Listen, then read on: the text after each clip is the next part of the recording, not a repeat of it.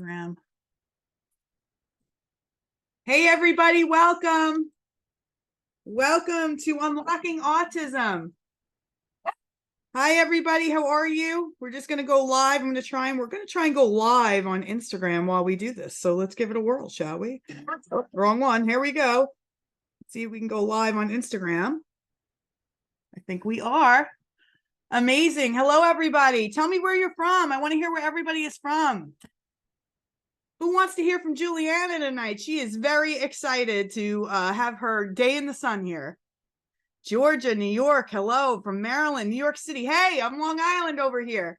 If you're watching from Instagram, welcome. My name is Michelle Rogers. I'm an autism mom and life coach, and we are live. I'm going to move this over here. We are live in the Unlocking Autism, A Path to a Life of Independence. If you want to come inside this Zoom room and see everything and interact with us, just comment me in the chat, and one of my assistants will be sending you a link to join us. But today's going to be fun. Welcome. Let's see. Where's everybody from? California, New Hampshire. Hi, Trina from Virginia.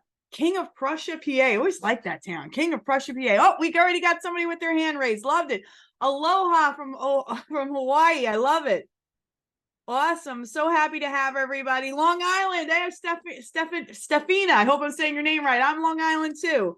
St. Louis, Brooklyn, Florida. I love it. Okay. So if you don't know who I am, my name is Michelle Rogers. I'm an autism mom and life coach. And tonight is a very special night. We do this workshop every year in November to celebrate Juliana's birthday. If you don't know who Juliana is, she's my daughter. She was diagnosed with autism at the age of 2. Yesterday, we celebrated it for like the third time, her 11th birthday. She is blowing my mind with where she was when she was diagnosed. I didn't even know what her life could be like to where she is now. And I'm going to share those secrets with you, how I got her from a moderate to severe diagnosis to no language, taught her sign language, potty trained with a sign, to where she is today, a thriving, happy 11-year-old in a general education class with minimal supports, neurotypical peers as her friends. And I'm so excited to share this with you tonight. I'm really excited about the message that we're going to have tonight, because we're going to blow the shutters off of what an autism diagnosis means. I want to change the conversation about it, that autism is just different. It's not less. And if I can learn the language of my baby, right? If I can learn that my baby can learn anything, and that they learn things on a different frequency. If I can learn to communicate with my baby on that frequency, I can teach them anything. And I'm going to talk deeply about this tonight. Welcome. Oh, we got Alaska. We're all over the world here. Panama City. Love it. All right. So let's hop right into the presentation. Armando is here tonight. He's going to be helping us in the Q&A. If you don't know who Armando is one of the BCBAs for the Champions for Our Children Masterclass. That's my group coaching program for parents of children with autism. And we always loved having Armando a part of the program because we have so many boy families. So it's always nice to have a male teacher, a male coach. And he is a BCBA, but he's also an adult with autism who didn't speak till the age of 7, who didn't potty train until 5. And Armando speaks beautifully now. He went to life skills classes till grade 2.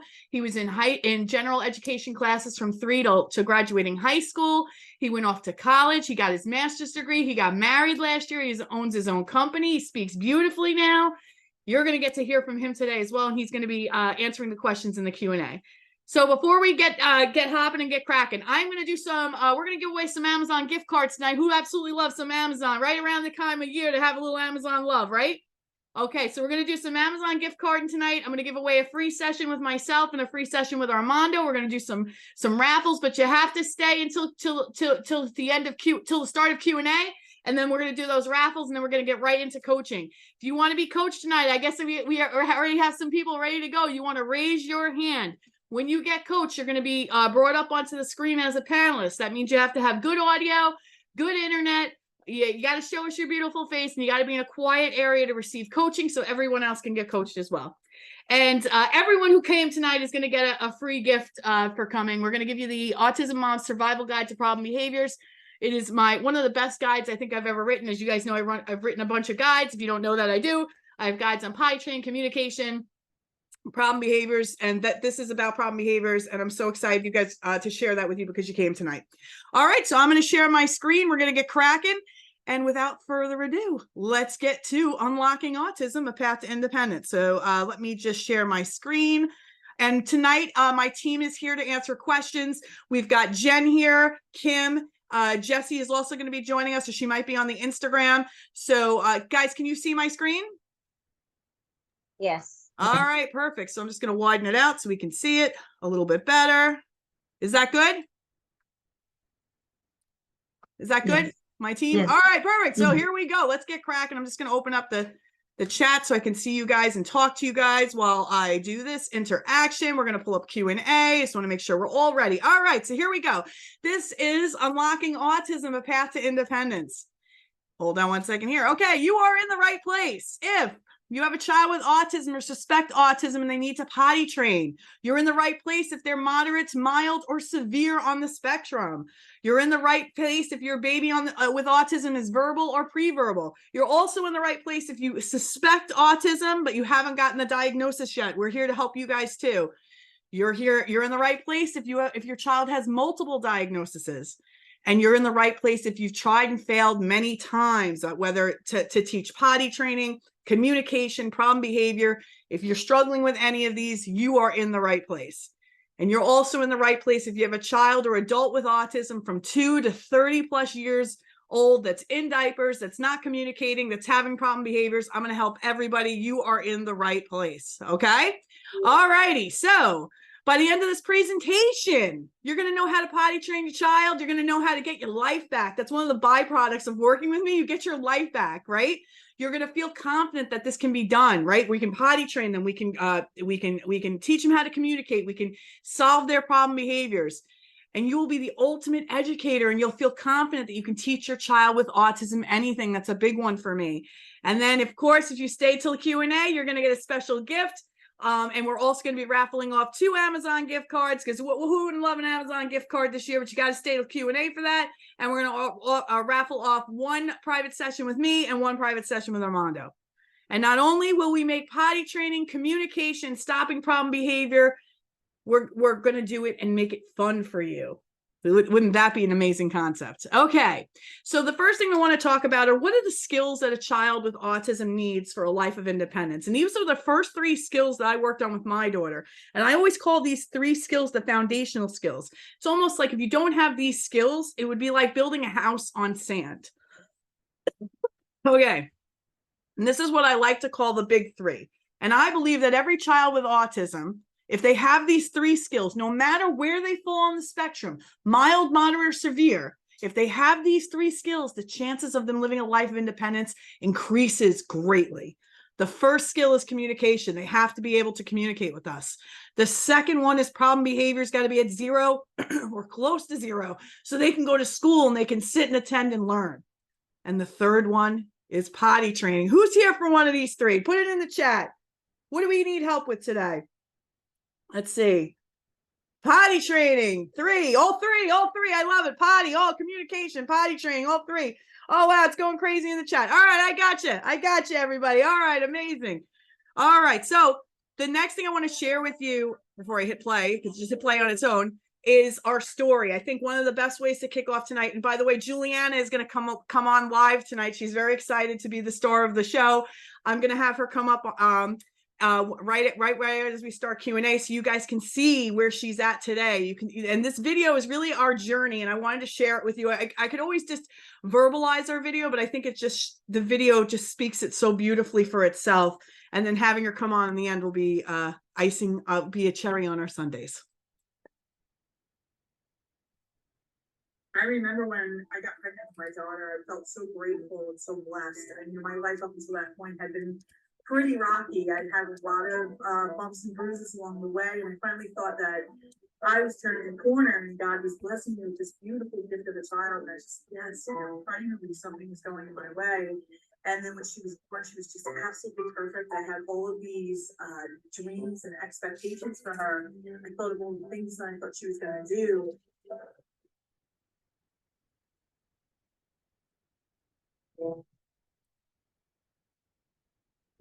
I get here. Right after her first birthday, I started to notice her behavior change. She went from, saying that.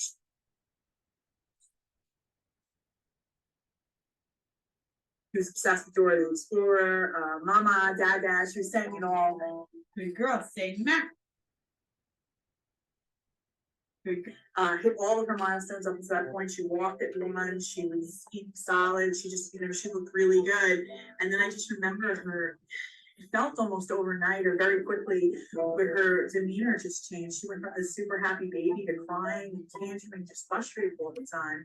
And I remember saying to my mom one day during one of the tantrums, like, where did my happy baby go? But I didn't think anything past it. I think I was kind of not ready to fathom that something could be off, even though maybe the telltale signs were there.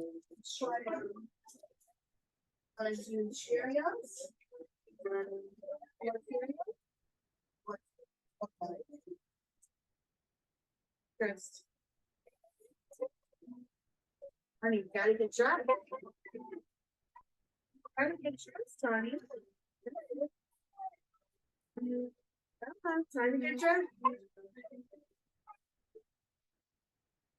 She started to lose the words that she had gained. She wasn't saying mama anymore. She wasn't saying that. She just seemed really disconnected from us. Instead of playing with her toys, she would take them, dump them all out of her toy box, and just start twisting them around in her hands aimlessly, with no intended purpose. It's really kind of in denial about it. And then I remember one day we were in the middle of the store, and then all of a sudden, out of nowhere, she just like started like screaming and yelling like somebody had slapped her. I don't even know what the problem was, and I was so mortified. I didn't even know what to do. I was so scared. I literally just left the hat in part in the store, picked her up, and just ran out of there. Never went to that store again. I just didn't even know what to think, and that was probably the first time it really kind of stung for me that maybe something is wrong. They diagnosed her. They didn't diagnose her right away. They said that she was too young for a diagnosis. I didn't even know what they meant when they said that. I was like, diagnosed for what? I just had no idea what they were talking about. And then they said, we'll come back in if you're not seeing progress. And I said, okay, And a couple of months later, I'm watching these speech therapists play with her on the floor. I'm not seeing any progress and felt like she was getting a little worse. And then we went for our 2-year-old wellness visit. And the doctor said that she was behind. She wasn't using 20 words with intent. And that was probably just the knife to my heart. At that point, I really couldn't deny that something was up with her anymore. So then I called the county back in, and then she was diagnosed on the spectrum. And I remember that day, and it was worst days of my life. It was my darkest hour. I could easily say that as a mother, as a woman, as just a human being, it was probably one of the hardest times I had ever gone through. And I remember just I went from being so happy with God, so thankful, to being so pissed at doing this to her and wrecking this beautiful gift he had given me. And for a while there, I struggled. I struggled to figure out what this meant, or what we were going to do, or how this was going to define her. All those dreams I had for her future were just completely shattered. And I just had no idea what was going to happen next. And I went from just hopeful to just complete blank when I thought about the future. One night I was thinking, I'm going to die one day, and who's going to care for her later? And something about that thought just snapped me out of my depression and my anger and my fear and said, listen, we got to get to work here. I promised that when she was born, I was going to be the best mother I could be to her. And that promise hasn't changed. In fact, she needs me more now than ever, not less. She needs me now more than ever. And I didn't know at the time what we were capable of, or what having those changes, that mindset shift was going to do. But I wanted to know that at the end of every night, I could look myself in the mirror with confidence and say, did you do everything you could, Michelle, to give her the best possible? And the answer was yes, and that was a good day. And I wanted the answer to be yes, 100%. And no matter where the cards fell, I know I could leave this earth saying I gave her everything I have, no regrets. And as I've navigated this world with her and walked away that day after having that thought, I really just grabbed the bull by the horns. I became her fiercest advocate. I'm not a special education master's degree teacher. I don't know I never had training in ABA, but I knew that I was going to learn whatever I needed to learn to be really strong for her. And Juliana lost all of her language. Cheerios? You want Cheerios? They want Cheerios, okay. She was nonverbal when she was diagnosed. Show me what you want. Okay. What's it? We taught her sign language.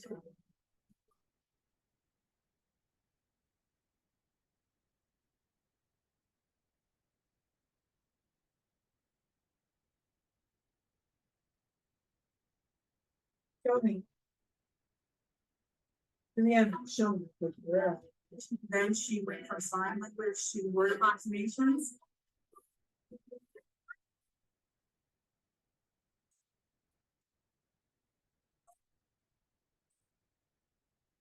Then she started to speak.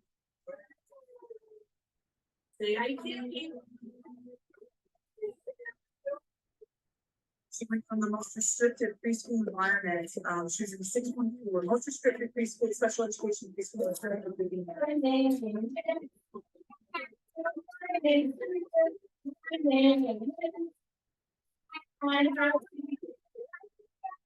To now where she is almost 8 years old. She's in second grade class in a gen ed school, integrated class with typical peers. She speaks beautifully now. What did you like about the troll experience?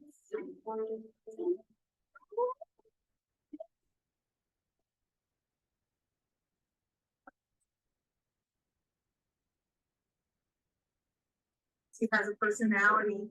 She has conversation skills. There's still things that we need to work on, but for the most part, her future went from black to now having possibilities. And none of that could have happened had I not kind of gotten out of my way and really hit the ground running and started to take action for her. And I can't say that I can do that for every parent I coach, but what I can tell them is I will have them feeling like I did, looking myself in the mirror, you looking at yourself in the mirror and saying, I was everything I could be for her today. I have no regrets. And whatever happens, it's really for us as parents to know we fulfilled the duty that we promised when we had these children, which was to be the best versions of ourselves, to live, to raise these children. I've helped now hundreds of mothers coach them one-on-one to do the same things I do, to help them to be strong, to help them to craft plans where we're seeing constant progress. This is what I want to do. I want to give you the chance that Juliana's had. I want to give you every opportunity to give your child that opportunity.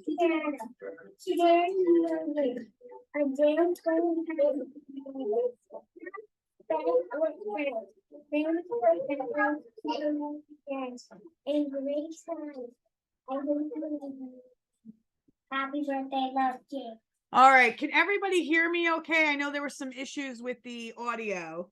Can you hear me now? I apologize. We tested it before and it worked. All right, good. All right. Everyone can hear me now. Awesome. All righty. So meet Nisi. Nisi just kind of graduated from the program. She has full custody of her grandson. I would even call her son at this point.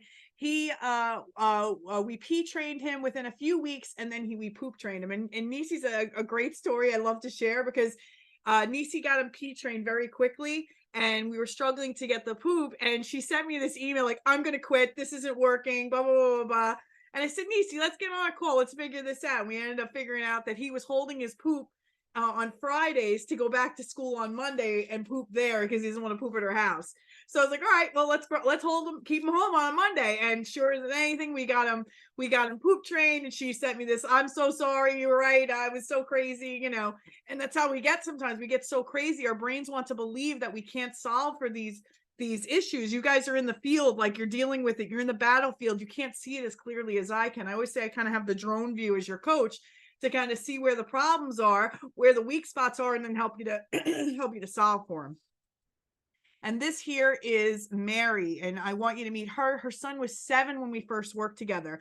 He was pre-verbal and in diapers, and within 2 weeks of working with me, he was fully potty trained, and within a month, he said mama for the first time. If her son can do it at 7, if Nisi's son can do it at 4, we just had a daughter, a girl, a woman potty trained at 18. We've had a man potty trained at 31. If they can do it, your children can do it too, okay?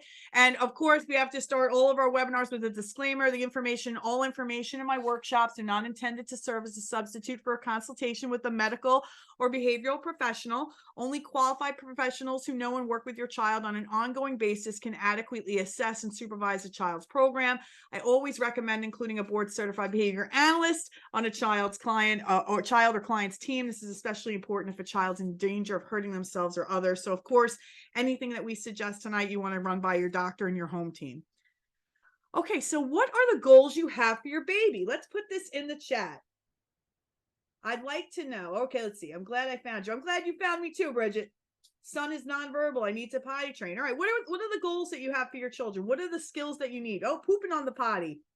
We do a whole thing on pooping on the, we have a whole pooping section in my potty course.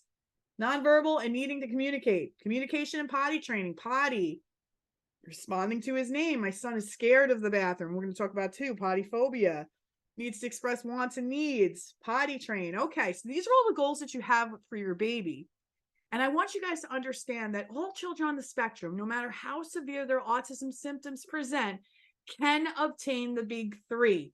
So no matter their age, no matter multiple diagnoses, no matter where they fall on the spectrum, they can learn to potty train, they can communicate, and they can stop using problem behaviors for their communication. I would say communication and problem behaviors kind of go hand in hand, because if I can't communicate in a functional way, I'm going to use behaviors to get what I need across. And the reason that parents think that children can't get the big 3 is because there are so many misconceptions, so many myths. And I'm going to talk to you guys about that today. Okay, so the first thing I want you guys to understand is we're going to go over 3 secrets. The 3 secrets that I believe, if you have these 3 secrets, you'll be able to teach your children the big 3. Okay. And secret number 1, most parents think that their child has to have the drive and desire to potty train. They have to have the desire and drive to want to communicate and stop problem behaviors themselves. And that's not true. In fact, that's not true for any child. And the first secret that I'm going to share with you tonight is that the parents, have to create desire for your child to want to learn these skills. If a child is existing now in your world and they can get their wants and needs met without these skills, they're going to do it, right? So that we have to create desire to show them why they would want to learn to do things a different way. And Juliana, and this is a good example. So Juliana has been in swim since she was 5 months old. And I remember when I put her in there, she cried for 5 weeks straight. We almost quit. And she had no interest in learning how to swim at all. She just wanted to play in the water. And she wasn't even doing that. She was just crying. I almost quit. I mean, it was 30 minutes, 5 weeks in a row of hearing her cry. It was so crazy. And I had to figure out what motivated her, what drived her. And that is how I taught her the big 3 and put her on a path towards independence. And that's what we're going to talk about tonight. And if I didn't do that, she's on a swim team now. That would have never happened if I quit swim. When 5 weeks in a row, she's crying, almost quit. We stuck it out, and now she's on a swim team. Now, who knows where she would be swim-wise? And it doesn't just work for me. It works for everybody else too. We figure out the motivators, the drivers. In my program, we create a personalized blueprint for you. And that's why all these parents are getting these results.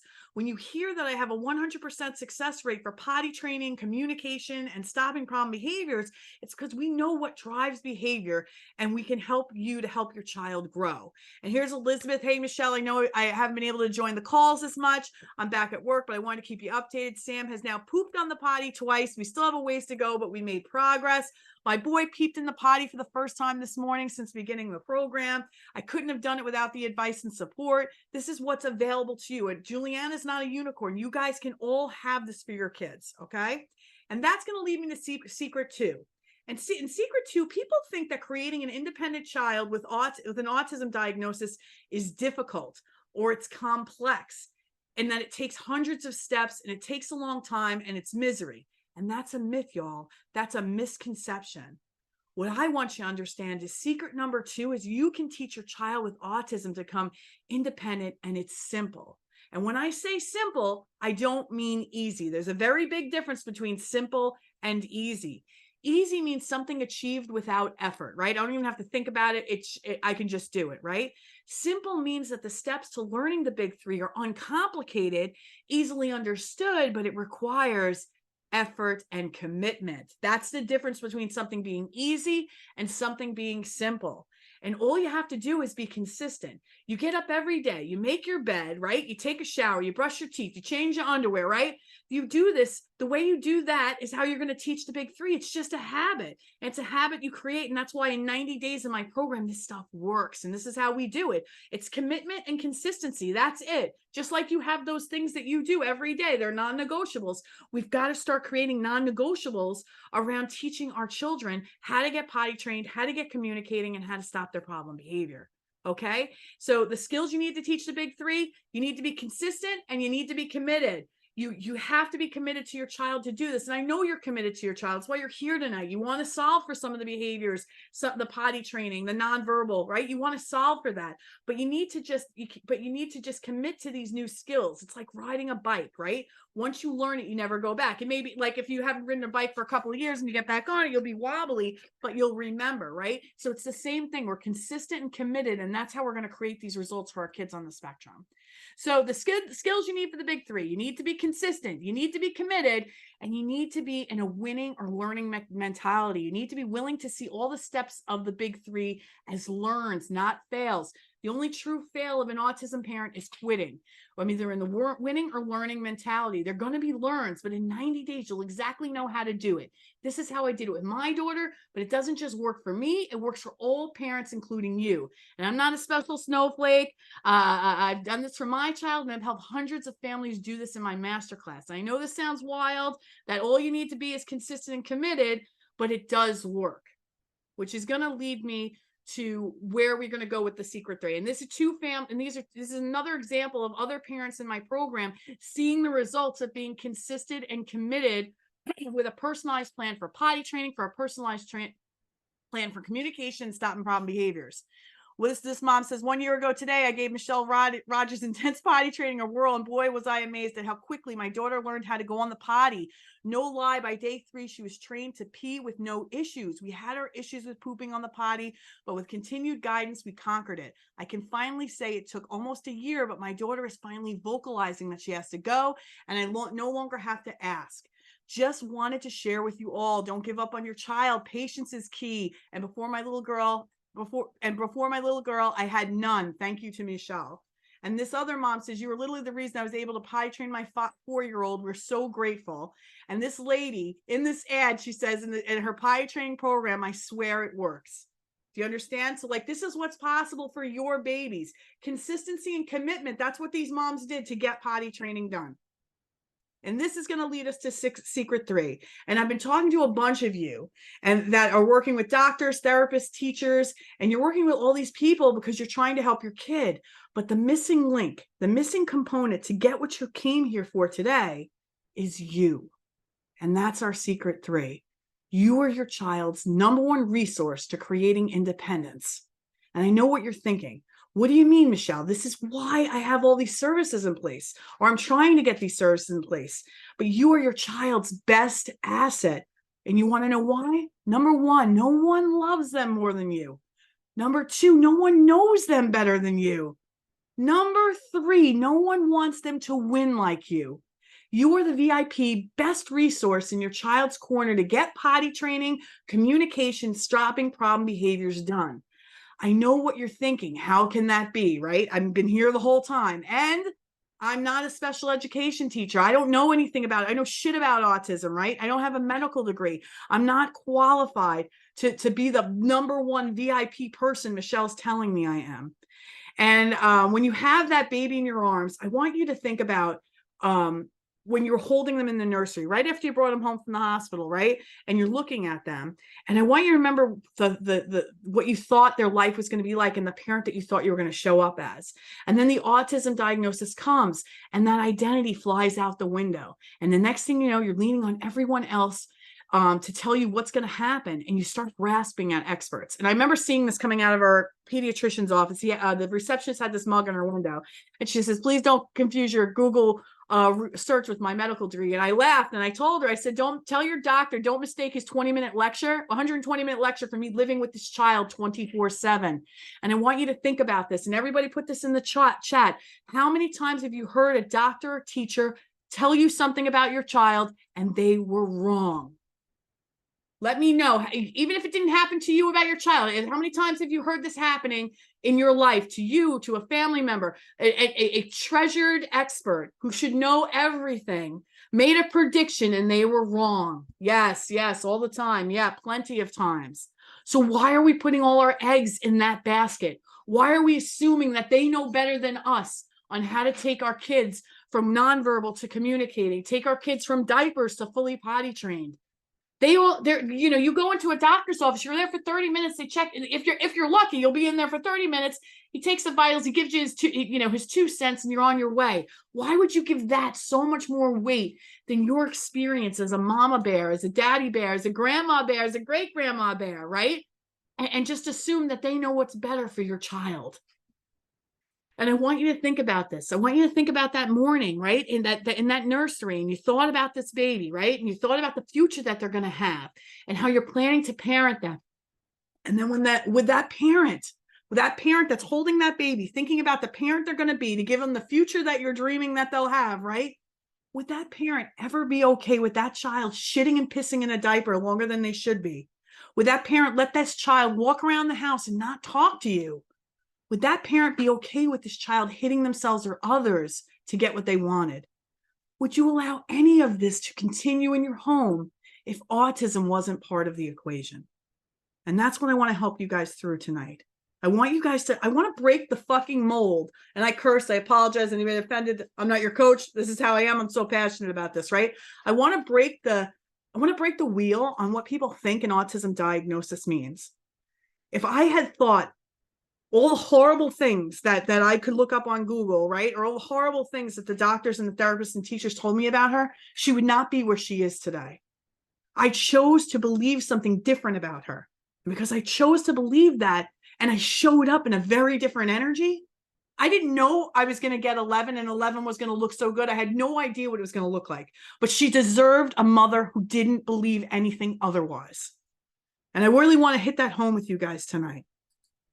And this is Teresa, and she came to me with her 10-year-old, and she sent me a message that he is officially potty trained, and she said 2 magical things happened. He watches videos of people opening and eating candy on YouTube, so he got a huge 1-pound peanut butter cup for Christmas, and it was the perfect reward for potty training. For number 2, we implemented a token board system, and his reward was a local hotel stay with a swimming pool. He literally went into the bathroom as soon as she said that, and he took a shit on the toilet. His teachers were just speechless because they had never seen such a quick turnaround in any of the children that she had worked with. And she can't tell me how much joy, unspeakable joy I have in my heart right now for all of us. This program we put in place is so much fun and affordable than any of the treatments I've paid for. He was 10 years old when we potty trained him. If he can be potty trained, your baby can be potty trained. So if you are the key to if you're the key to creating independence for your child, then why isn't it happening? And this is what I want to do. I want to change the whole trajectory of what an autism diagnosis means. So first off, if you've never been to my webinar before, then don't be hard on yourself. You've never been here before. You never heard this message before, right? So you didn't know before tonight you were key. Now you know. So now that you know, let's talk about why it isn't happening. What have you tried to help your child potty train, communicate, and stop problem behaviors? I want you guys to put this in the chat. What have you tried? And on Instagram, you can put it in the comments. If you have a child that you need to have potty trained, communicating, or stopping problem behaviors, what have you tried to get them there? Aisha said iPad. What have you tried, guys? You guys, you all came to me. ABA. What else have you tried? Hand over hand, sign language, lots of toys, pictures, rewards, token jar. There we go. Vocal coaching, redirection. You got me there. I hear you. We're going to help you out. iPad, rewards, everything, offering similar things, Steam Deck, food, speech therapy, cookies. Got it. Yes, cookies were a big one in my house too. Guys have tried a lot of stuff. I know you have. So now I want to know, you've tried so many things. Why do you think that what you've tried hasn't worked. I want you to put it in the chat right now. Put it in the chat on Instagram. Why do you think that all these things that you've tried, pictures, fun snacks, speech therapy, why do you think it hasn't worked? Consistency. Ooh, demand diverse. Consistent and strict enough. Don't understand. I'm not consistent and consistent. We got to do these secrets. Your mindset, time and effort. Karen's a masterclass doing a great grandma. We're going to talk to her later. He doesn't understand me. She may not be ready. Why do you think what you've tried hasn't worked? Because he's comfortable wearing a pull-up. I'm overwhelmed. I give in when he cries. He's not fully equipped. All right. This is what it is. This is what you might think is the reasons why it's not working. It might be the autism diagnosis. How many people think it's the autism diagnosis that makes potty training or teaching communication or problem behaviors difficult? Yes. Okay. How many think that because they don't talk, they can't potty train, or that they can't potty train because it hasn't clicked for them yet? My child has a learning disability, brain damage. They're mentally handicapped, right? My son has no desire to learn. Both parents work full time and we can't be consistent, right? And she's not ready. She doesn't understand what she's supposed to do. I don't know. Consistency, it keeps coming up, right? That was a big one tonight, lack of consistency. And let me ask everybody in the chat who said that if consistency is the reason why it hasn't worked, if I gave you a protocol and I sent you off and you still worked full time and you still had your obligations, and I said, if you followed this for 2 weeks, your child would be potty trained, could you be more consistent? Put it in the chat. Yes. Yes, ma'am. Yes. We're going to talk about this in a minute. Yes. Hell yes. Okay. All right. And look at all the other things. Listen, I'm not Houdini, right? A lot of these things that you guys wrote, I wrote this slide out months ago, but a lot of what you wrote out in the chat is what is already on the slide. These are all the reasons that you think that your child is not potty trained, the reasons why you think they're not communicating, and the reasons why you think they're exhibiting problem behaviors, but they're all misconceptions. They're all myths. You think that your child needs to be verbal to potty train. That's a myth. Most of the children I teach to potty train are pre-verbal, including my own. Your child's too severe on the spectrum to learn to communicate. Not true. Communication and being verbal are not the same thing, and we're going to show you the difference. And we're going to show you how one can lead to the other. Your child won't sit, so they can't learn to potty train or communicate. They run around too much, so they can't learn, right? Your child's out of control, will run away and hit themselves or others, so that's why this can't happen. And you don't know how to teach a child with autism to get the big three because you're not the expert, right? But really, why it's not working? The bar needs to be set higher to create independence. That means potty training, communication, stopping problem behaviors cannot be optional in your home anymore. The reason why your child still pisses and shits in a diaper is because you keep putting them in them. If all I've ever known from baby to whatever age your child is now is that I can piss and shit in a diaper and that works for me, then why would I ever change? This works. I get my needs met. If a child we're trying to teach to use the PEC system or the AAC or the sign language for cookie, and they can hand lead you to it, or they can just hand lead you to the pantry and smack everything out of your hand until they get what they want, why would they ever want to talk? Do you see what I'm saying? We're creating an environment where growth is not required. And they're babies, guys. They don't know that one day you're not going to be here. They don't know the value in learning these skills. They're following your lead. And if you keep giving them the option to wear a pull-up, you let them hand lead to the pantry versus communicating what they need functionally, and you allow problem behaviors to be rewarded with access to what they want or avoid access to the things they don't want to do, then nothing is going to change.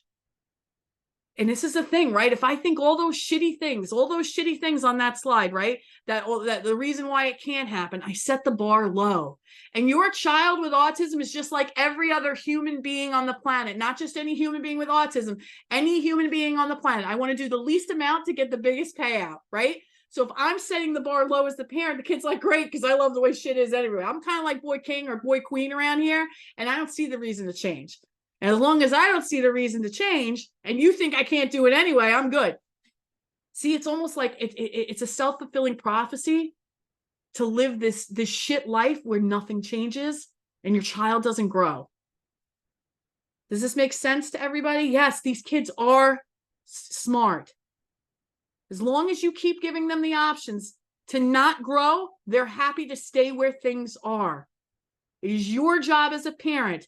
Remember that mom, that dad, that caretaker, that grandparent, that whoever, right? Holding that baby. This would never fucking be allowed.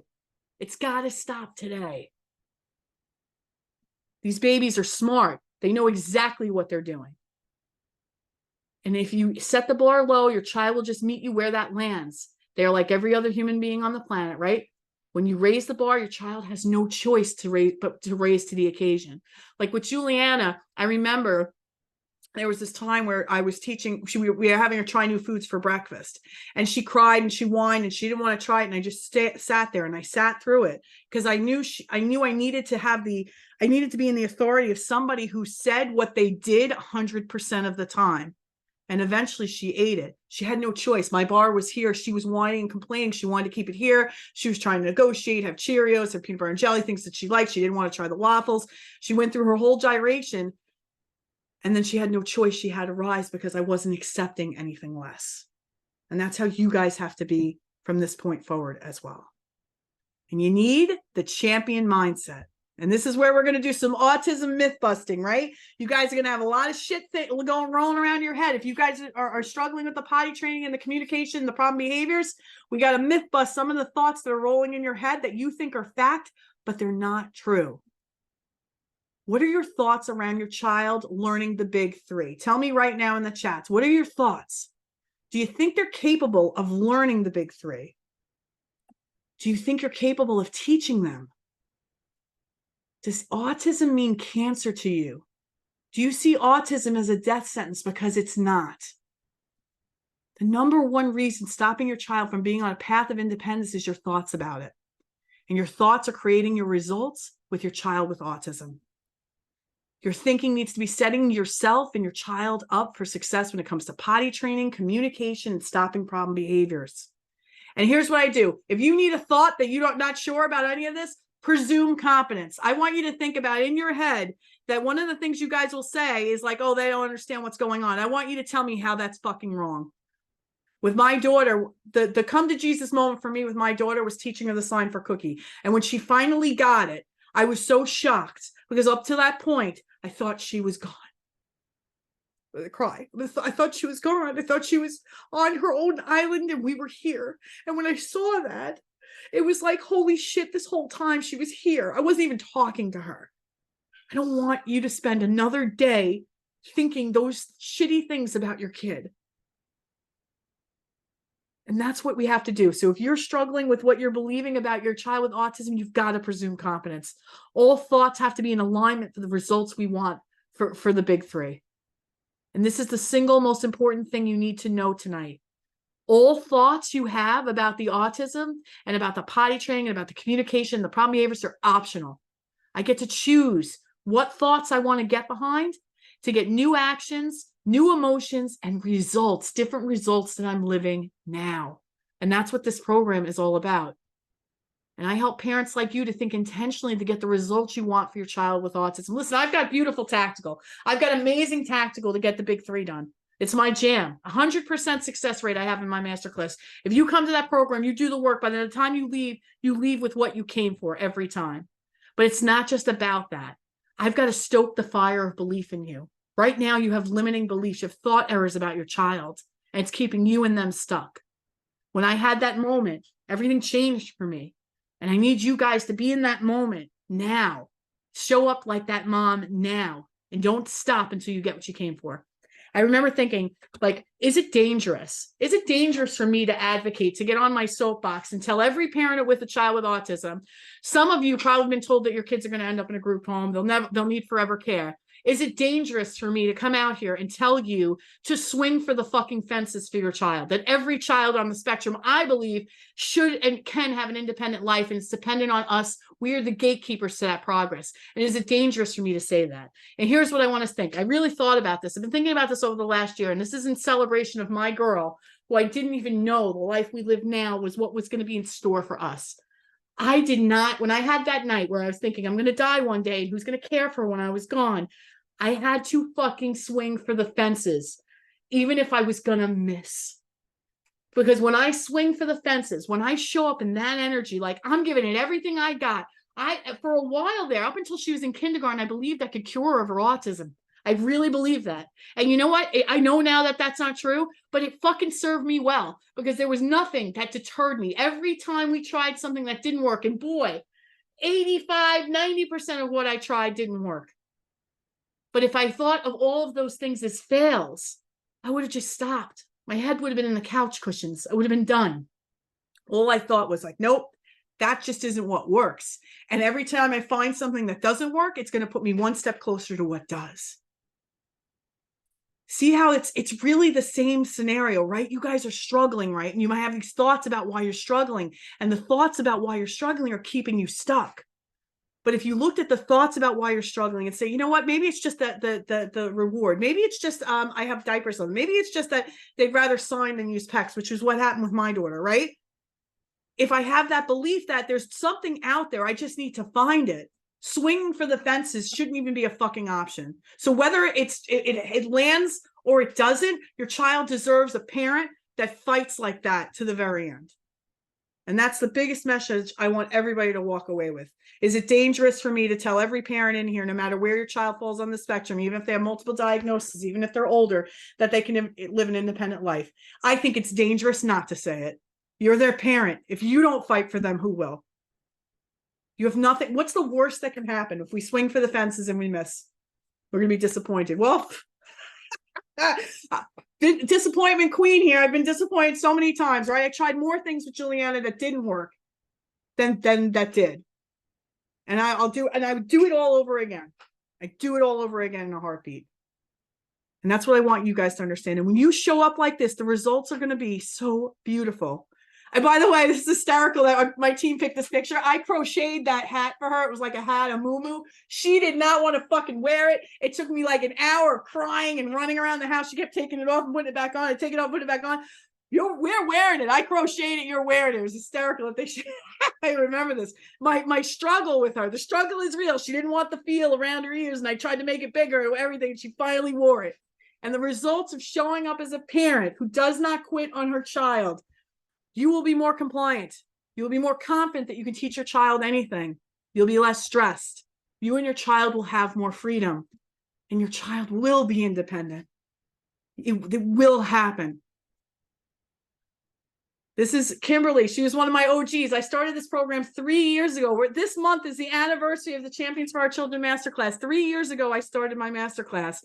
And when I started it, Kimberly was one of my first members. She's like a founding member. And she just sent me this email this year. She said, when I found you, Easton was 3 and I couldn't get a firm diagnosis. He had very few words, 0 social skills, and was not potty trained. I found you the same day as our IEP meeting. That day I was defeated and overwhelmed after they asked me to list some of Easton's strengths. I sat there in tears as I struggled to come up with an answer. I had to find help, and luckily I found you. It's been 2 years since I joined the masterclass, and today I had a meeting with the school regarding his kindergarten placement. He's set to start in a general education class 80% of the time. He is fully potty trained, has had no aggressive behaviors. His speech is blossoming, and he tells me he loves me every day. I know beyond a shadow of a doubt, had I not found you, we would not be here. I want you to know the work you do is so appreciated. It truly made all the difference in my life, and most important, Easton's life. Why couldn't Easton's story be your story? You have literally turned my life around, and I can tell you enough that what this means to our family, you're truly a lifesaver. And here's another mom. I just joined the program, and it's empowering and an eye-opener. Please try it. You won't be disappointed. She has a panel of experts besides herself that are invaluable to the process. I will never give up. He will be successful and independent.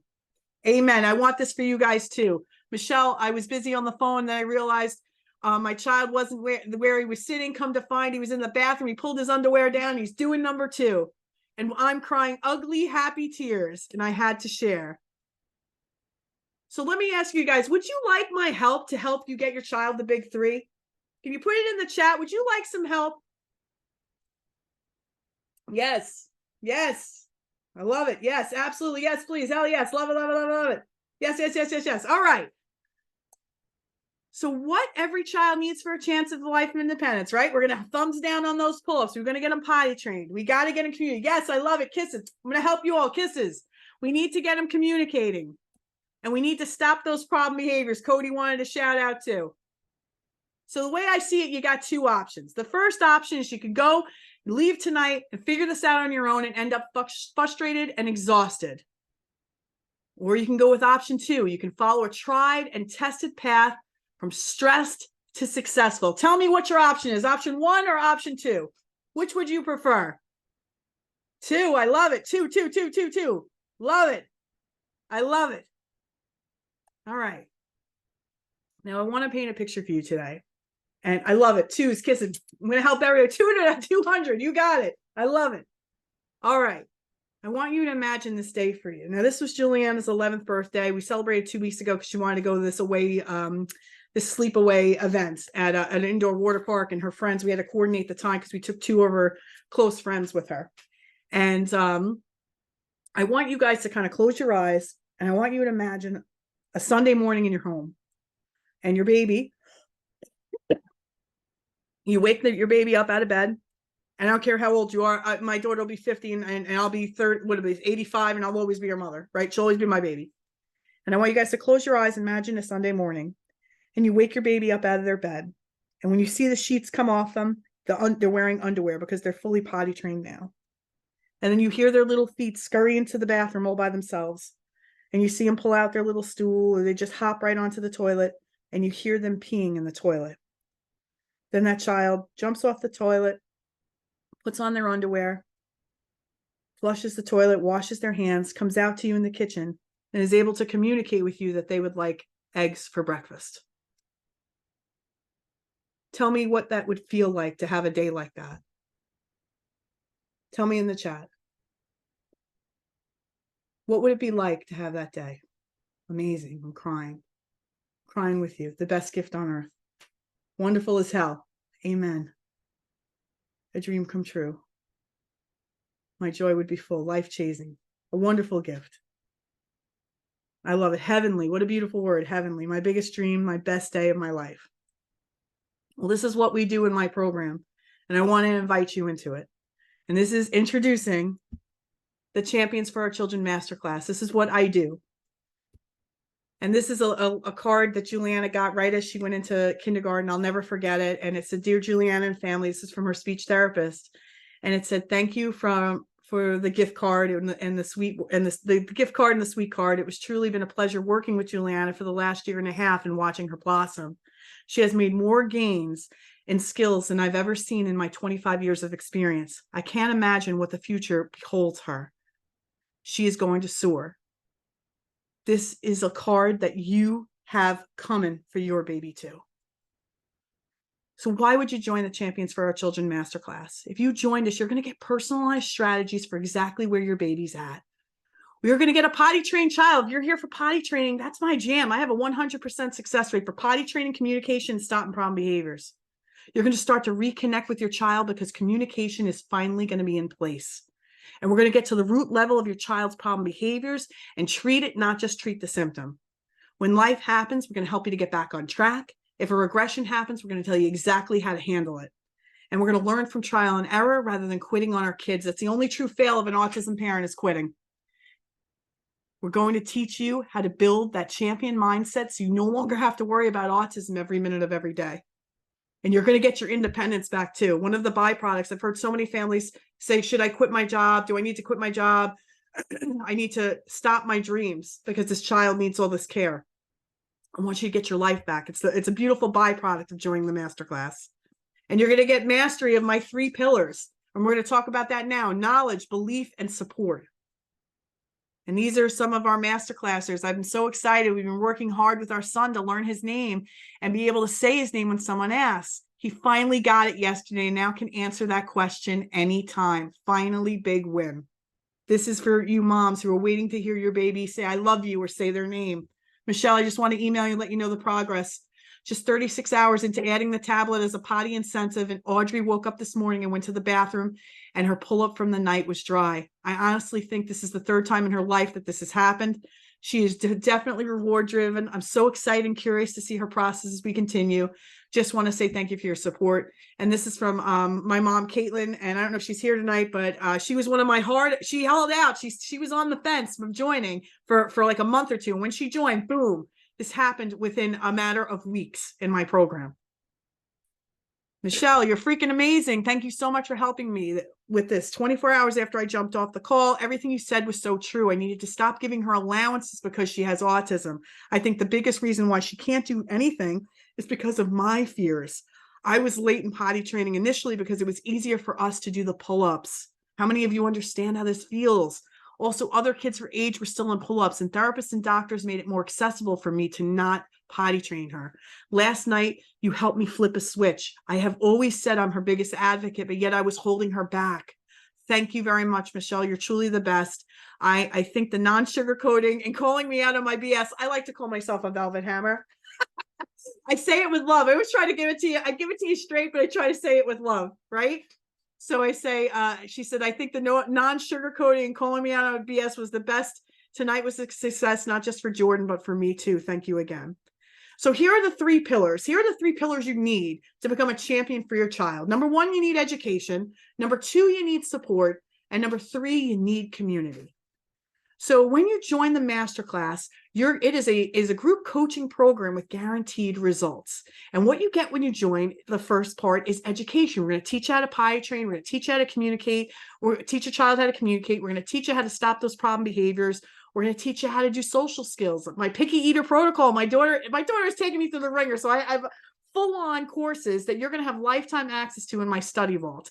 You're going to get mindset training. You're going to stop eloping. We build out this vault every month, and you get lifetime access to it. So you can do it in 30 days. You can deep dive. You can take your time because you have lifetime access to this web port of hours and hours of courses and knowledge. And it's a collection of programs that I think makes me the Harvard of autism.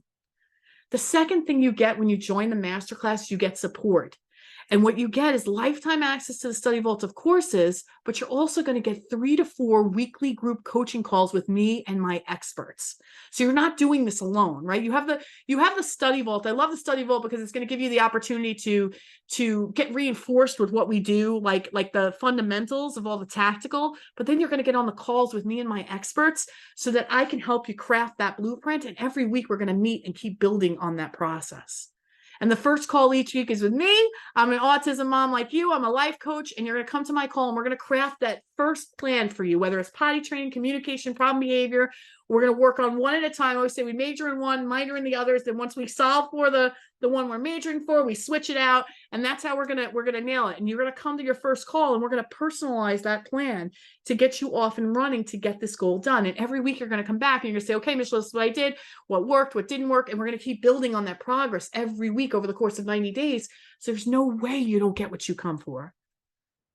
In addition to that, the second call each week is with the BCBA. I know some of you guys are on wait lists for ABA. Some of you have access to ABA, but you have never had access to the ABA that we do. And I love a pairing, loving relationship between therapist and child, between parent and child. And you're going to learn from my team. We have Armando, Melissa, and Stacy. And Armando, our male teacher for many of our boy families out there, but also an adult with autism. You're going to get to hear from somebody who knows what it's like who knows how your child's brain works, because his brain works the same way. And he's going to help you to problem solve for all the things that we want to help our baby solve. In addition to this, your third call each week is going to be with a mindset coach. I like to call this your therapy session in a box. You guys got a lot of shitty thoughts going on. One of the big ones was the consistency, right? Oh, I know if I was consistent, then I would get potty training done. But if that were the case, the reason why it's so fascinating when you guys say that, and they say, okay, if I gave you a blueprint and I sent you off and they told you, if you follow this blueprint in 2 weeks, your baby will be potty trained, would you do it? You'd say yes. That's what we like to call in the program, I believe it before I see it energy, right? I'll believe it when I see it energy. But when we're trying to work on having a different life than we have now, you got to step into the energy of a boss mom that gets what she comes for every fucking time. And to do that, I got to get out of stinking thinking like that. And that's what this call's about. I want you to understand that your brain has 60,000 thoughts a day. Most of them are shitty. And it's not because your brain is trying to sabotage you on purpose. It's not because your brain is broken. Your brain's job is to keep you safe. And even though you desperately want a potty trained communicating child, your brain is like, yeah, I know that's what you want, but we can survive here. And that's my number one job. So it keeps feeding you all of the autism bullshit stories as to why this can't happen. And then when I try to be consistent and, the child pisses on the floor the first time, I say, see, this doesn't work. And I half-assed it out of the gate anyway, because I didn't think the kid could do it because of the autism. And I'm now in my crazy 8. And that's what this mindset call is. I want you to train your brain. As a human species, one of the beautiful gifts we have is that we get to hear our own thoughts. But I also love this quote, and it's not mine, but I love it anyway. I say, the mind is like a furnace. It can warm your house or burn it down. You don't have to believe every thought that your brain presents you. And if most of it is to keep you in the cave, then most of it is hurting you and hurting your child. And this is what this call is about. We want to get you right about the way you work, get you understanding that the thoughts you're thinking are what's keeping you stuck, not your child's autism. And everyone gets their questions answered on these group coaching calls. Support is my North Star with this program. So when you join, you get lifetime access to the study vault. You get 3 to 4 live group coaching calls every week.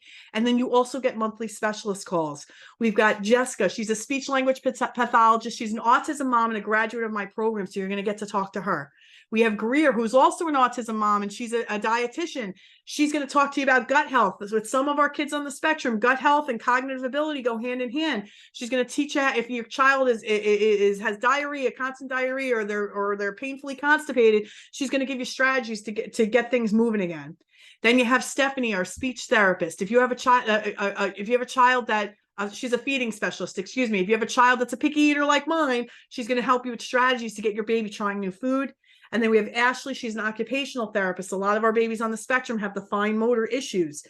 She's going to help you to give you activities that you can do with your child so that you can get that fine motor strength, so they can unbutton, they can zip, they can write. They're going to need that, right? And everyone gets their questions answered. And when you join, you get lifetime access to the study vault. You get 3 to 4 group coaching calls a week. You get the monthly specialist calls, and then you join our community. And that's the third pillar of being an autism mom. I want everyone to say, I'm going to ask some questions. Anybody in here, anybody's kid ever smear their poop? Anybody's kid in here ever smear their poop? Yes. All right. Mine too, by the way. She didn't smear. She had it in her hand in bath. All right, great. Yeah, anybody's kid in here ever hand lead you to the pantry for the cookie? Over the Graco tent. Yes. Always. Yes. I want everybody to look in this chat. Right now, you feel like you're on a fucking island, but you are not. Look how many families are going through the same things that you are. How many kids here run away from home? They're elopers. How many kids, if you don't watch them every minute, every second, they fly out of the house? Yes. Scroll back into this chat. Right now, you're on an island. When you join this program, you become a part of my tribe. It's a community of parents that are going through exactly what you're going through. You're not going to be alone anymore. And that's the third pillar to being a successful champion parent. So when you come into my program, you get to join my Facebook community. And it's all forward-thinking parents like you that are working on the same skills as you. One of the biggest things that all of our parents say about the community is like, I thought I was the only one that was dealing with this. And you just saw in the chat how many people are dealing with this too. And this is what it's like in my masterclass. Not only are they dealing with the masterclass, they're solving for it. And you're going to watch it. You're going to get coached and you're going to watch them get coached. There's something so powerful about hearing another family struggling with the same things you are. So when you join my masterclass, you join our Facebook community. If you have questions in between calls, I mean, we're giving you so much support, but if you got questions between calls, if you need support from another family, you can tag them. You can tag the coaches. You can DM me. You can even email me in between calls if you have questions, because when you join this program, your baby becomes my baby too. This is by far, I don't know of any, I don't even think I have competition, but even if I did have competition, this is the best fucking program for any family who needs the big 3.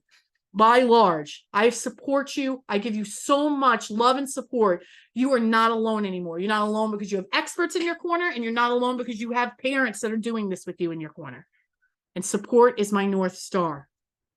So when you join the masterclass, you're going to have lifetime access to the study vault of courses, 3 to 4 weekly live group coaching calls. You're going to have monthly specialist calls, the private Facebook community. You're going to have access to me on email in between calls.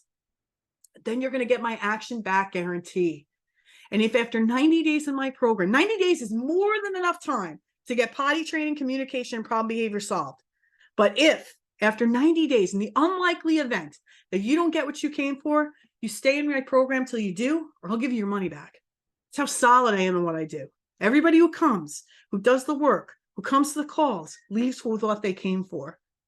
And you know what's amazing? When you join, you immediately step into the identity of a mother that says, or a father, or grandma, or great grandma, because we got Karen here. She's my great grandma in the masterclass. I don't leave until I get what I come for in life, in this program, from this day forward. And that's my guarantee to you guys.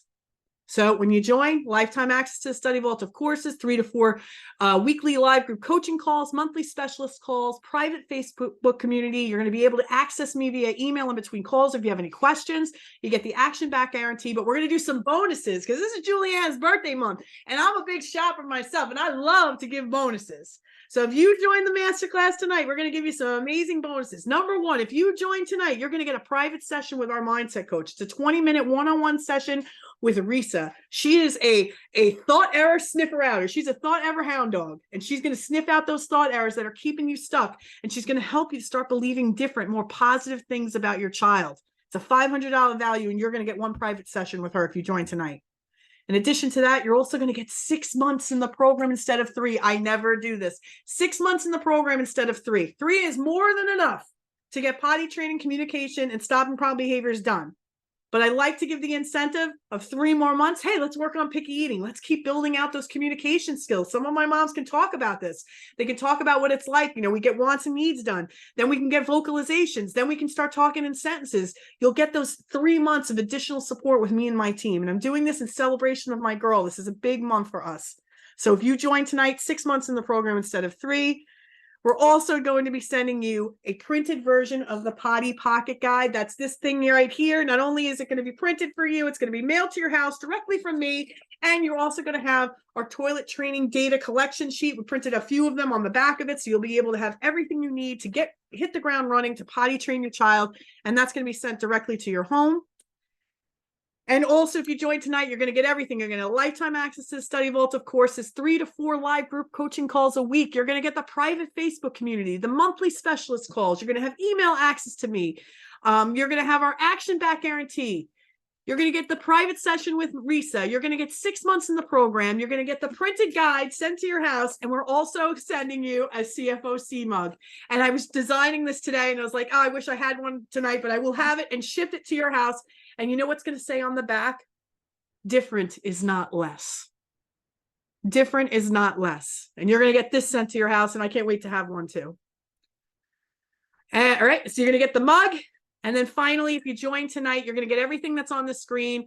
Lifetime access to study vault of courses, 3 to 4 live group coaching calls a week, private Facebook group, monthly specialist calls, email me between calls, email access to me, action back guarantee. Bonus 1 is the private session with Risa. Bonus 2, 6 months in the program. That's a typo. You're going to get 6 months in the program instead of 3. Printed copy of the potty guide, my beautiful mug that I'm in the middle of designing. Different, not less. And $500 off if you join tonight. So if I put all of this together, if I had to figure out the total value of everything I'm giving you, I mean, think about it. Lifetime access to a study vault that has hours and hours of knowledge, 3 to 4 live group coaching calls a week. I mean, think about the value that is. Monthly specialists. I mean, you're going to get to talk to these people every single time you come on our calls, right? You're going to get private Facebook community, email access to me. You get my action back guarantee and all these bonuses. The value is like $21,000, but don't worry. That's not what we're charging tonight. If you join tonight, it's 6 payments of $440 or a one-time payment of $24.97. If you make the one-time payment, you save a little more money. And you get all of this support, my guarantee for results or your money back. You show up, you do the work, you don't get what you came for. I'm going to give you your money back. I'm taking all of the responsibility because I am in this to see your baby win. And my master classers, they're here. Shout out. I want a mug. Caitlin, you got a mug. Are you ready to get started immediately? Join us.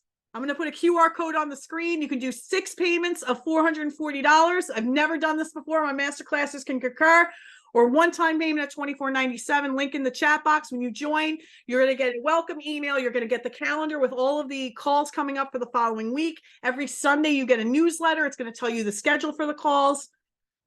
And the link is in the chat box to join. You can also put your camera to this slide, and you can access the program. Soon as you join, we're going to send you a welcome email. We're going to get to work immediately to help you and your baby.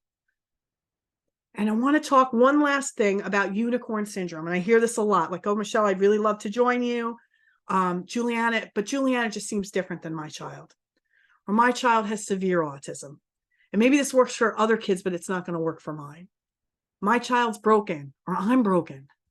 There's nothing out there that will change the trajectory for my child.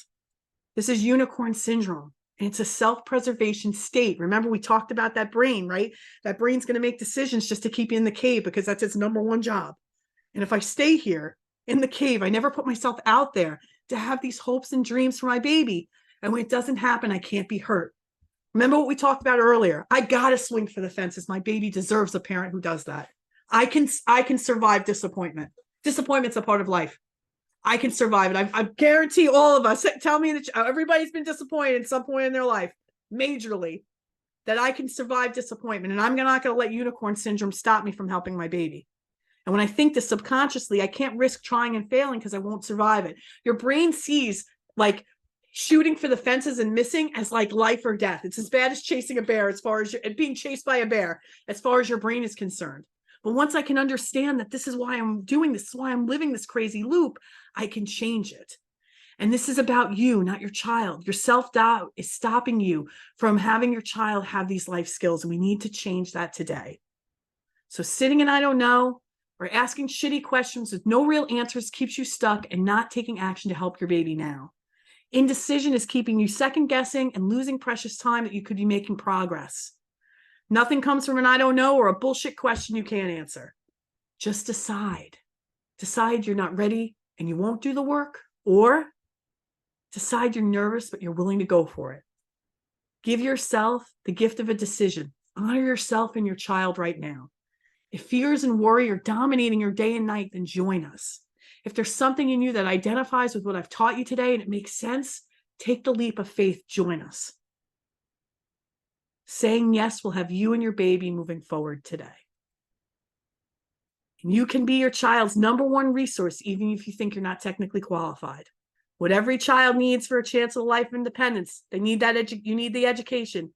You need to have those pillars: education, support, and community. You have these three pillars in my program, your child will have that life of independence. I say that with pride. I say that confidently. And for attending tonight, you get that those special bonuses we talked about. That's a private session with Risa, 6 months in the program instead of 3, a printed potty guide, $500 off, the CFOC mug. You click the link in the chat box. I've never even offered that payment plan before. 6 months, $440 for all of that support. So I guess I wanted to start. Before we start this, I'm going to take a pee break. We're going to do some raffles. This is the scan. You could scan that QR code to join the program. We already had some families join. I'm very, very excited to have you. My masterclass, just give us a shout out. Let everybody know how awesome it's been to be a part of the masterclass. I'm going to take a pee. I'm going to get Juliana. Who wants to hear from Juliana tonight? Who wants to hear from Juliana? Hey, it's awesome. Thank you. Awesome. All right. I'm going to take a pee break. I'm going to put this video on for you, and then we're going to get her and we're going to bring her back, and then we're going to do some Q&A. What were your biggest struggles prior to joining the program? You know, I was going around and looking for organizations. I was looking for help. So I started looking up online, and like, I really need somebody who's been through. There's no access to any kind of services over here in Ireland. Googling stuff and trying to find something. I joined because I have a 3-year-old autistic son. So I knew I had to do something that I didn't know what to do. Everything seemed to be waitlisted or just not available. To break it down to him, I had to have somebody break it down to me. And that we got me worried. It got my husband worried and thinking, okay, we need to speak their PD. I think my biggest struggle was understanding their potential. I actually didn't know, like I was kind of relying on just the speech therapist. I came in just feeling very helpless, very confused. What can I do now that I haven't already done? You know, what would be the harm? What can I lose? Before participating, we weren't making as much progress. It was slow progress. I believe that I found you on Instagram. She is very turned off by a lot of doctors and therapists and things. I went back and forth and I'm like, okay, she's going to start ABA therapy on this day, and I told him that was my number one goal. As everyone would be. I was a little skeptical because of how many times I have tried with Alexander. On one end, I'm hearing, okay, she's, autistic and, you qualify for a lot of services. And when I go and try to inquire about, we can't service her. I was looking for more to really help my son, peaceful, non-verbal communication, social behaviors, and potty training. Our son was like a year or two of potty training. He's 4 years old. He's autistic. And he had been hospitalized a couple of times because of potty training related issues. So he has been tracking on the spectrum for some time. How do I get him talking? How do I get him pooping in the potty? I have spent tens of thousands of dollars on recovering my son. All right, so now, where are you now? You and your child, now that you joined the program? Doing really, really well. I think their ABA program here is wonderful. We got very lucky with that. One word here or there, what it was that he wanted, but not necessarily saying I want it would be apple or this or that. And that has totally blossomed. You guys saved my family. Okay, so where I am now is where I kind of know that I'm in charge. The changes in him in less than 2 months, I think I've been like 6 weeks, they're miraculous. The behaviors are decreased, the stimming has decreased, the listening to directions has increased, the language has increased. One of those kids, you tell her, I'm so proud of you, she'll just say it over. You're really proud of me, right, Mommy? Oh, you're so proud. I'm not in the same place as I am right now, confidence-wise, and being hopeful that things can change. And I've seen so much progress in me, myself. I just, set those goals for myself and cross them off and once I did that for me, turn my focus 100% and then I was able to get the work done. You helped me formulate the confidence in myself to realize I'm ready to really go for it. I would not have gotten through it. It went so much better than I ever could have imagined. I started listening to tips for Michelle. He's doing so much better. More eye contact for sure. We're working on talking, on saying some words. Yeah, it went really well. The tips you guys gave me. It doesn't seem like this big impossible thing. I just been given something so precious. He's more verbal, right direction, and I'm so happy to be part of it. We never in a million years thought that it would happen this early. He's making a lot more sounds. He's now at that point where he's no longer frustrated since you and all of the teachers have given me all of the ideas and the strategies. We all want our children to succeed, and it's just been wonderful. Within a month of being in the program, Jude was potty trained, both number 1 and number 2. He is crazy verbal right now. He's very independent. He's now able to focus on something else. Would you recommend our program to any moms or dads that are going through this right now? Absolutely.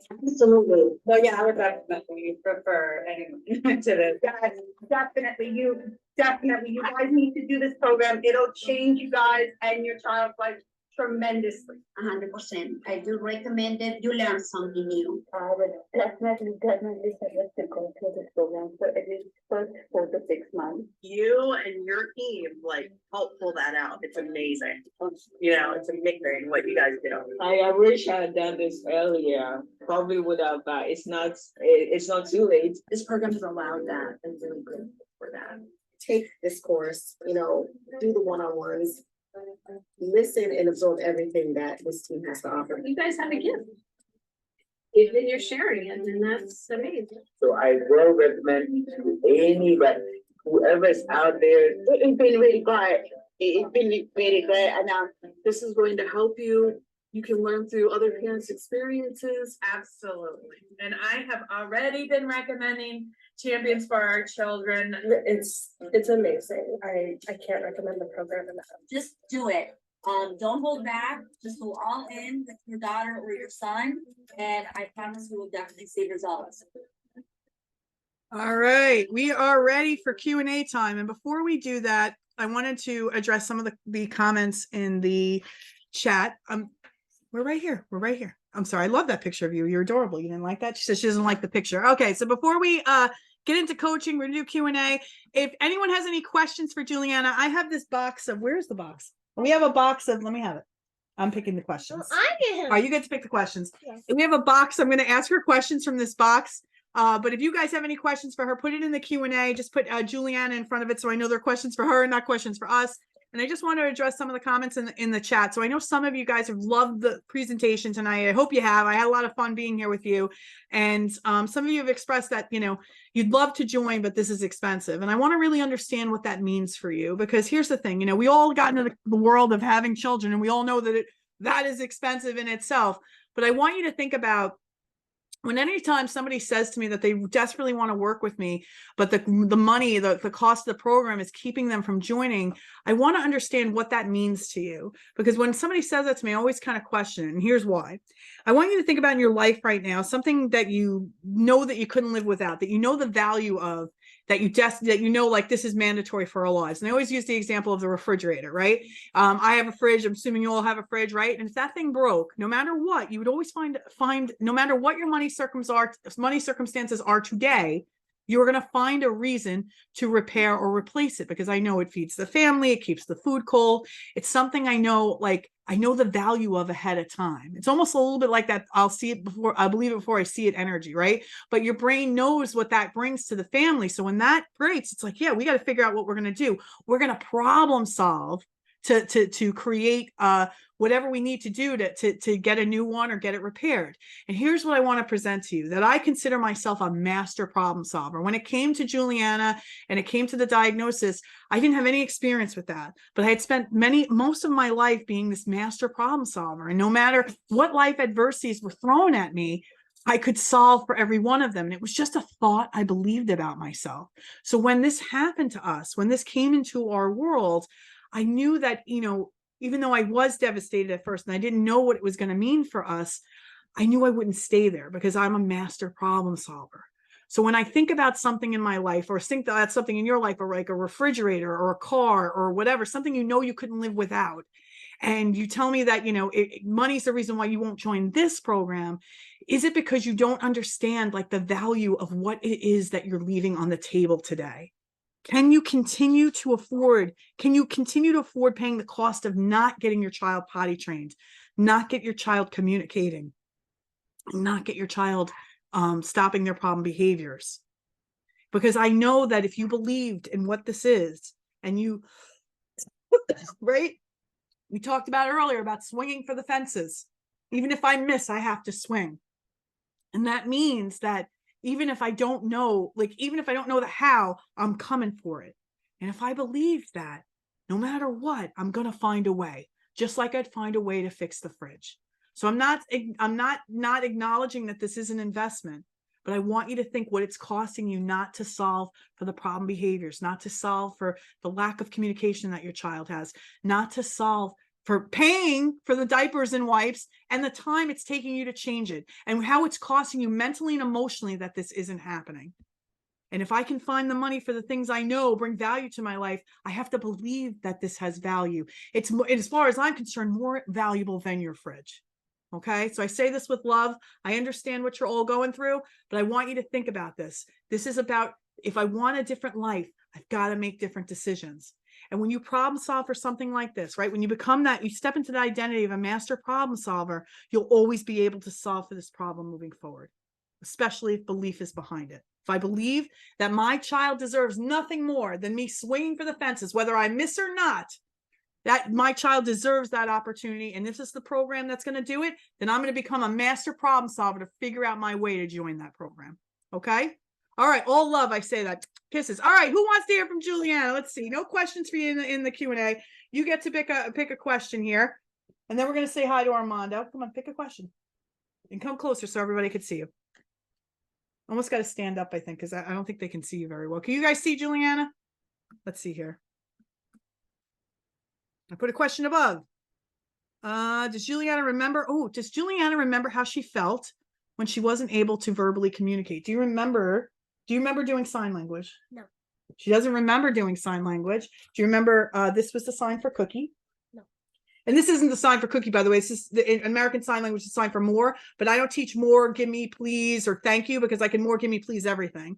So I made every sign that we taught her intentional. So you don't remember that. Do you remember any time where it was hard for you to express your emotions? How about that? Sometimes, even now. Yeah, only Like what emotions are hard for you to express? I don't know. She doesn't know. All right. Let's ask some easier questions here. Do you feel different? No. No, she doesn't feel different. I love that one. Okay. Hi, Juliana. Yes, I can see her, sweet girl. Did you have a device? No, we taught her with sign language. Okay. Let's read some questions here. Go ahead. How do you feel about me getting older? How do you feel about me getting older? Yeah. No, how do you feel about getting older? How about that? I already know how I feel about you getting older. I need you to stop growing.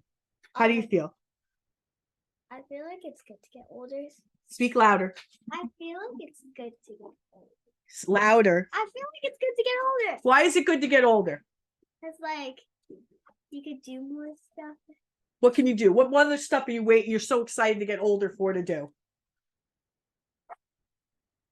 Well, yeah, you also have to Speak up.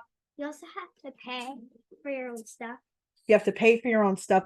You're not looking forward to that though, right? No. All right, pick another question. I think maybe you'd be looking forward to, I don't know. Parent. Being a parent. She's looking forward to being a parent. Would you be like me or would you be like daddy? Ooh. I don't know. It's a safe answer.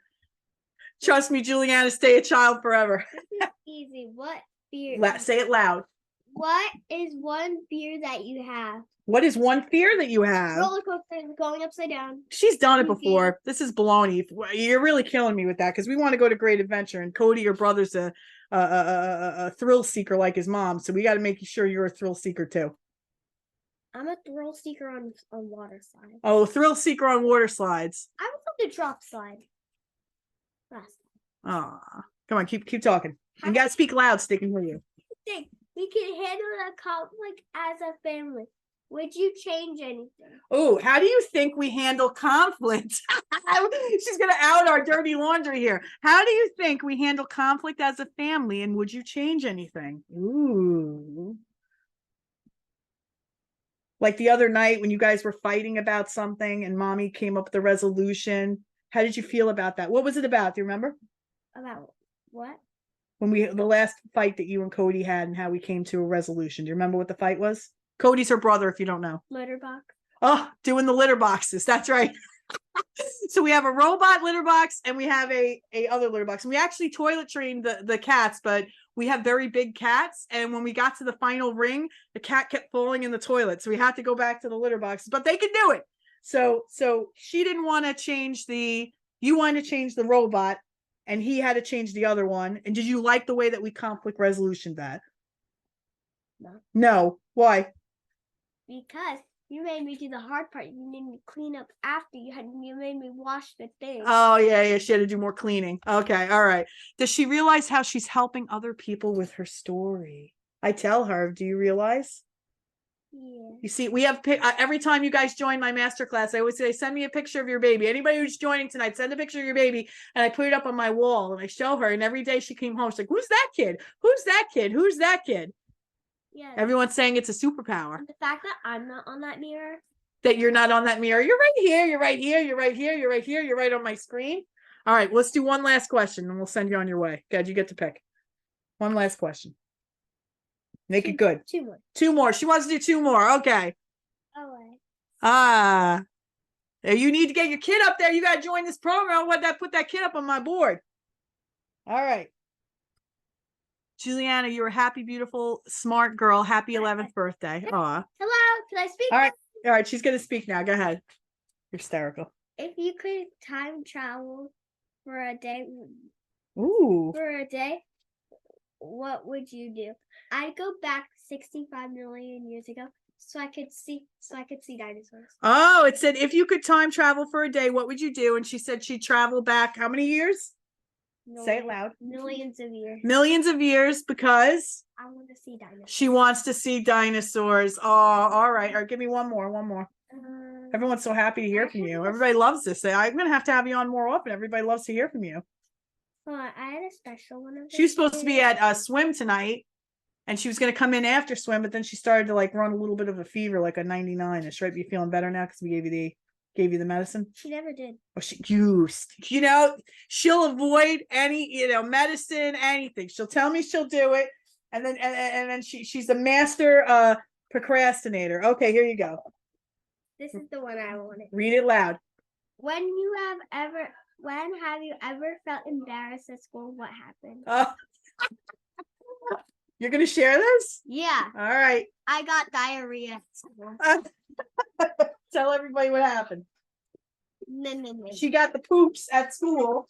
She pooped her pants, and she had to like do a little scuffle to the bathroom, to the nurse's office, and they called me to pick you up and bring a change of clothes.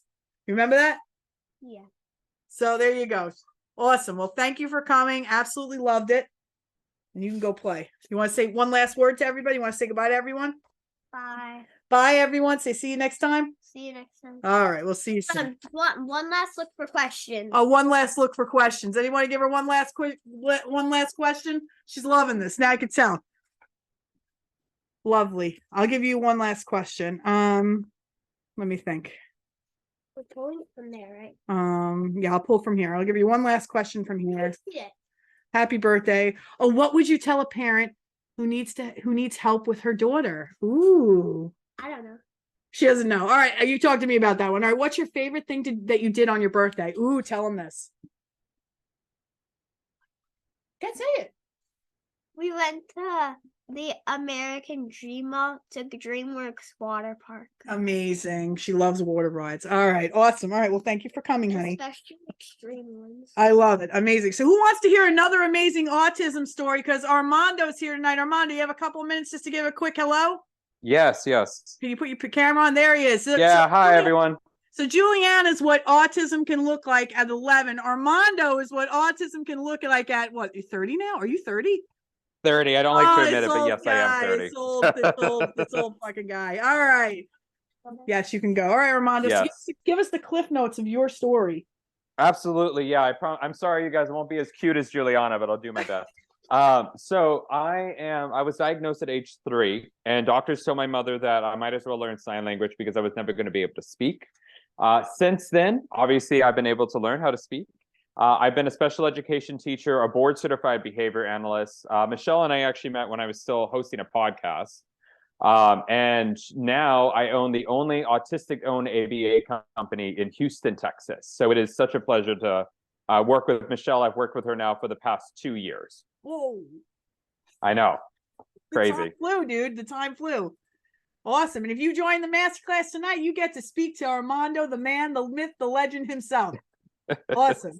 So tell us about like your experience. Like, I want you to tell him, because one of the questions that came up for Juliana, did she remember being nonverbal? And she didn't remember, but you do. Yes. Yeah. So I remember being nonverbal and having that frustration of not being able to tell my, my wants and needs. But for me, it was frustration that led into behaviors. So some aggression, tantruming, self-injury for quite some time. And as I got older, it was more and more significant to me as I learned more communication. And that's what really helped me out, right? So I still struggle socially through some things, and I still learn quite a bit, but I've been very fortunate to have such a supportive family, as well as now a supportive wife. I've been married for 1 year now. Awesome. So Armando, when Armando was diagnosed, your mother didn't have, like, we're very lucky in the United States now anyway, that we have access to ABA, but they didn't have access to any of that, right? Back then they had none of that. No, they did not. Specifically in Texas as well, that wasn't, ABA wasn't considered insurance based. And so it was going to be all out of pocket. We didn't grow up with a lot of money, so we didn't have that opportunity. Got it. So I think it's really interesting for everybody to hear. So when you were nonverbal and you were frustrated and you couldn't communicate, would that come out in like behaviors?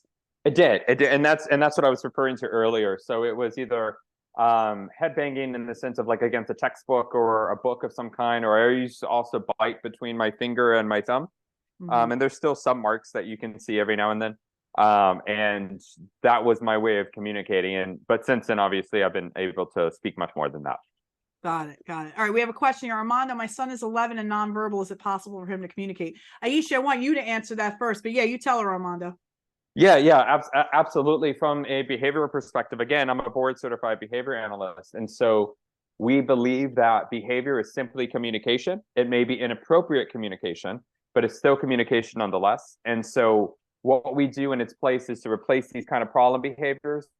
And even if a child is nonverbal, providing them an ability to give their wants and needs to those around them. Got it. I love it. So what we teach in the program is a bridge form of communication. So no matter what the age, I believe that if a child makes sounds, even if a child uses words non-functionally, I believe that the child can make intentional sounds for words. So all I need is that ability to be vocal, and then I can shape that. And how we do that in the program is that if you have a child that just makes sounds, we teach them a bridge form of communication. So I always imagine like thought here, voice here, and the neural pathway between the two is asleep. And when it's asleep, I need to kickstart it. And when a neurotypical child, that gets kickstarted automatically by osmosis, right? By like listening to people chatter, watching movies, hearing songs. But our children on the spectrum need a little bit of a help. And that's the bridge form. That's when we teach them sign language, PECS, or AAC. And when you join my program, we're gonna baseline where your child's at, and then we're gonna start to create strategies to get this going. All right, so Armando, I want to ask you. So your mom didn't have ABA. You potty trained at 5, and we did a whole podcast with Armando and his mom. You guys got to check it out. It's from last week. So you potty trained at 5. You didn't start communicating till 7. What was it that helped you actually finally get the words out? I mean, I would really honestly like to say it was my family and that support system. And you mentioned it earlier. I've been here since the beginning of the presentation, that it was their ability to not see me as a victim and see that ability within me that allowed me to believe in myself, right? And being able to know that there were expectations and there were requests made by my family that were able to better support what I was able to think I could accomplish. Amazing. So out of all the things that you've tried, all the things you've been exposed to, what would you see was the needle moving thing that helped you to be where you are today? If it was not, and I've said this time and time again, but if it was not for my family, I would not be here today. I would likely not be able to speak if my mother believed in what the doctor had told her. I would certainly not own what is now a flourishing business in Houston if it was not for my family. In addition to myself, I run it with my sister. I have the support of my mother and my wife. And I cannot stress this enough. And I try and do this in every meeting I have in the group calls, that you as that mother, that father, that guardian are your child's biggest support system, and just keep believing in them. And that's really going to take them really far. Amazing. So, all right. So quick question for you is, if somebody's on the fence about joining the masterclass tonight, why should they jump off the fence and do this program? What are the reasons that you think that this is the best fucking place a parent with a child with autism could be? There is a plethora, a large amount of professionals that are here. So you have 3 board certified behavior analysts, speech therapists, occupational therapists, any kind of therapist out there. It is a part of that. And much more, one thing I've said previously in your classes is that you provide a tribe. I have a lot of my time outside of this is spent with parents that feel like they are alone and that they don't have anyone to speak to, but being able to have others in that same group know what you're going through has really changed the mindset of a lot of the parents that are in those group classes. Amazing. And that's been like the key. And it's interesting because Armando gets a taste of both. He gets a taste of people in the community that he works with, and he gets a taste of the master classes. And what would you say from a mindset perspective, how the master classes line up with people who are out in the world trying to do this on their own? I mean, it's just that, right? Where in the master class, it's, jokes or other people in the comment section saying, oh yeah, my child does that too, and all of these things. Whereas I'm meeting with the parent individually And they're like, I don't understand. Like, I just feel like I'm alone. And it's really hard to hear that on a daily basis. And I tell my parents that I work with in the community, like, hey, just a couple hours later, I'm going to have the same conversation with another parent, and they don't believe me. And, you know, I come here and I do these kind of group classes, and I'm surrounded by parents that are really just trying to support one another, regardless of state and even country sometimes. Yeah, we have and it's such a joy to be a part of. Amazing. All right, so let's see some questions for you. Did you graduate with a diploma or certificate? What colleges can students you attend? Students like you. Yeah, I attended Texas A&M University twice for my bachelor's and then my master's, and then I received a board certification from the National Board for Behavior Analysts, and now I do this full time as a career. Awesome. All right. Any last questions for Armando? And I'm going to do some coaching. Going once. You could say hi. This is Cody. He wants his time in the sun. Hi, Cody. Hi. Thanks, everyone. Have a great night, Michelle. Thank you, Armando. We're happy to have you. All right. I just joined. Let's see. I have a question above. Let me see what that question is. You want to say hi? My child's almost 5 and using AAC primarily, occasionally, rarely says words and makes sounds. He spoke a lot more words when he was much younger. With the program focus on verbalizing and more use of AAC. So here's the thing. When the child is using a bridge form of communication like signs, AAC, or PECS, we want to create fluency around that. So first we want to see where we want to baseline. So when you join the program on our first call, when we talk, I'm going to baseline that skill with you. I'm going to ask you some questions, say, okay, this is where his starting point is. And then we're going to make a decision. My goal, I'm going for the gusto. We're going for vocal language, but I got to see where he's at. We got to crawl before we run. Okay. So I hope that was a helpful answer. All right. So let's do some coaching for some. Oh, wait, let's do some giveaways. Fuck, everybody's waiting for some giveaways. Pardon my potty mouth. Jen, you want to do some giveaways? Let's do the private session with Armando first.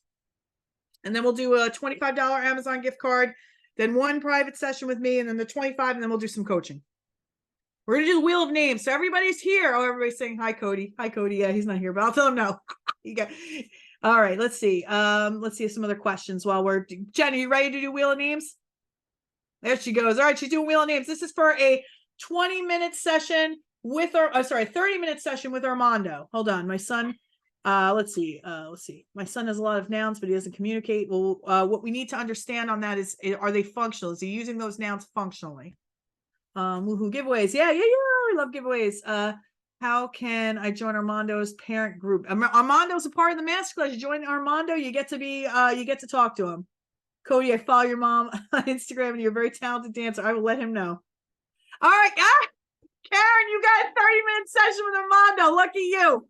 All right, Karen, I know how to find you. That's hysterical. All right, let's do the next one. We'll do an Amazon gift card. Nobody can win twice. Karen, that's hysterical. You're going to get a little 30-minute session with Armando.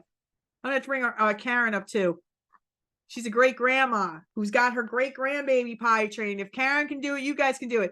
Hennifer soon. Send an email to Michelle@michellebrodgers.com. We will get you a $25 gift card from Amazon. All right, next one is a private session with me. We're going to do 20-minute private session. Here we go. Let's do another giveaway.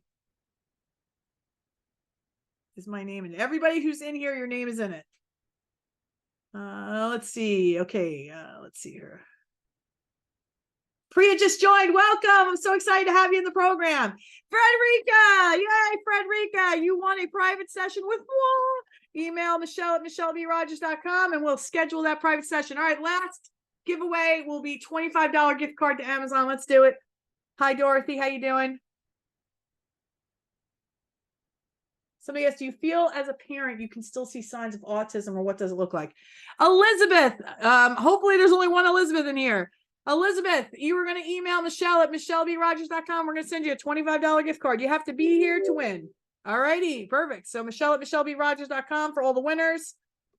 And all right, so let's do some coaching. But before we do some coaching, I want to verify. All right, I'm going to call you up. So basically, I'm going to convert you to a panelist. What that means is that your face is going to blink and you're going to come up as a panelist. We want you to show your camera, have good audio, be in a quiet place with good internet, and you can be coached. So that way everybody can get the benefit of us talking together. All right, so I'm going to start with Lori. I'm going to promote you to panelist. Okay, so let me answer this question. Do you feel like as a parent you can still see signs of autism, or what does it look like? So Lori declined to be a panelist. All right, Anine, you are going to be next. We'll promote you to panelist. Here's the thing. I believe there were, up until Juliana was in kindergarten, I believed I could cure her of her autism. And you know what? It served me well. Even though I don't believe that now, I believe she'll always live her life as an individual with autism, but she'll live an independent life. I thought that thought served me well. So that's why thoughts, like the thoughts our brain present us, even if they're not true, if they serve us, then we can use them. Do you understand what I'm saying? Oh, all right, Renee, you're going to be, you guys got to accept the invitation to be promoted to panelist. Renee Russo. Okay, yes, no one can cure autism. I get that. And here's what happened, right? So when I thought up until kindergarten that I could cure her autism, even though it wasn't a fact, it wasn't a true, it wasn't an accurate thought, it served me well because I was so laser focused and determined to get her as many skills as I possibly could, because my goal at that time was get her integrated kindergarten. Integrated kindergarten was co-taught by a general ed teacher and a special ed teacher, and like a handful of the kids in there had IEPs, and the rest were gen ed kids. So I wanted her in that program. So when that happened, I felt like I was on the Rose Bowl parade, and we were out of the club. But then something happened at a birthday party where she wasn't picking up on the social cues of what she thought was her best friend. It turned out to not be her best friend. It was a cold fish to my face that, what if this means that, she's going to have age appropriate problems like any other child with a side of autism. And then I really did take the wind out of my sails for a minute, because I'm the comeback queen. So, I feel like I've been slayed by like even the autism diagnosis, or realizing in that moment that autism was here to stay. I said, what if she could have autism and live an amazing life? And that was the thought that I live with, carry with, hold the torch to, and teach you guys to believe as well, that your child can have autism and they can live an amazing life. And I think there's something so important to understand, is that we all think we got the shit end of the stick with our kids with autism. Right now, Cody's giving me more of a run for my money right now than Juliana.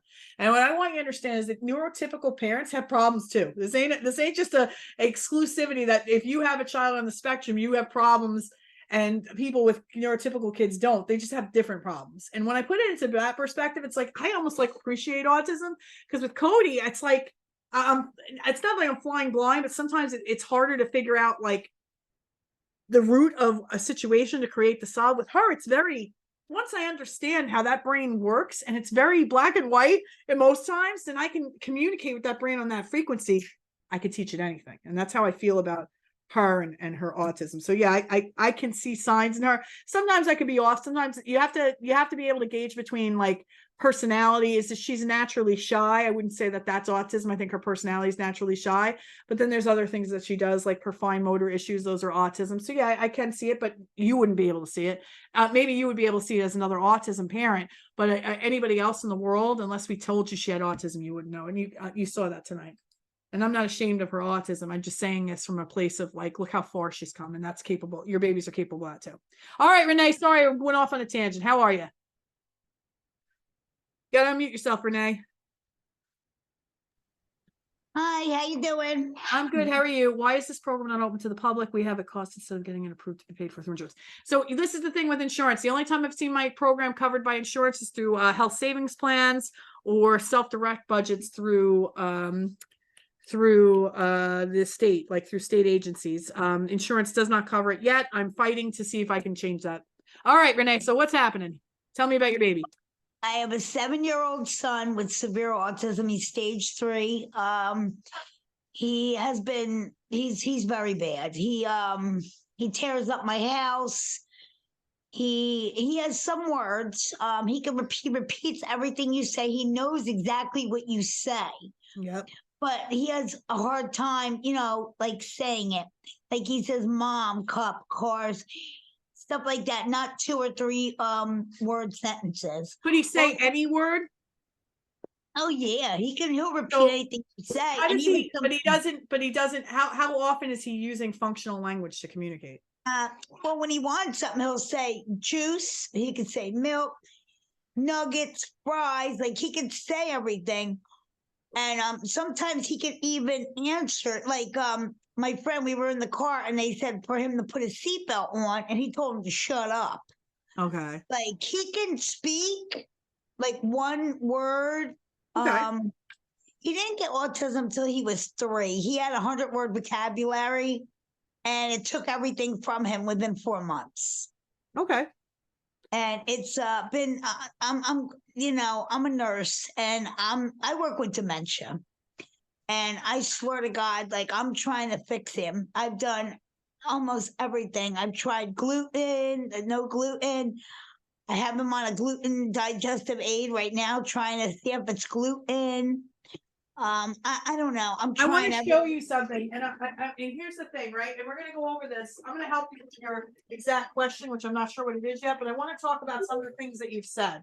And here's what we talk about in my program. They're called thought errors. And whether or not they're true or false is not what makes them a thought error. What makes them a thought error is if they're keeping us stuck and not being able to help our child. So some of the things that Renee have said that could be thought errors that are blocking her from problem solving for some of the behaviors that she's seeing or the communication are these things. And you can put them in the chat if you picked them up. Severe autism, level 3, bad. And I say this with love. I'm bringing awareness. Awareness is the greatest gift. Because if I realize this is how I'm showing up and this is how I'm describing my son, this doesn't sound like a solvable problem. You see what I'm saying? Right? But some words here, so these are like the shitty ones, and then the good ones are some words. She believes he has full comprehension, right? And another shit thought. I tried everything. This one's the kiss of death thought. And I want to know how many people here think they tried everything.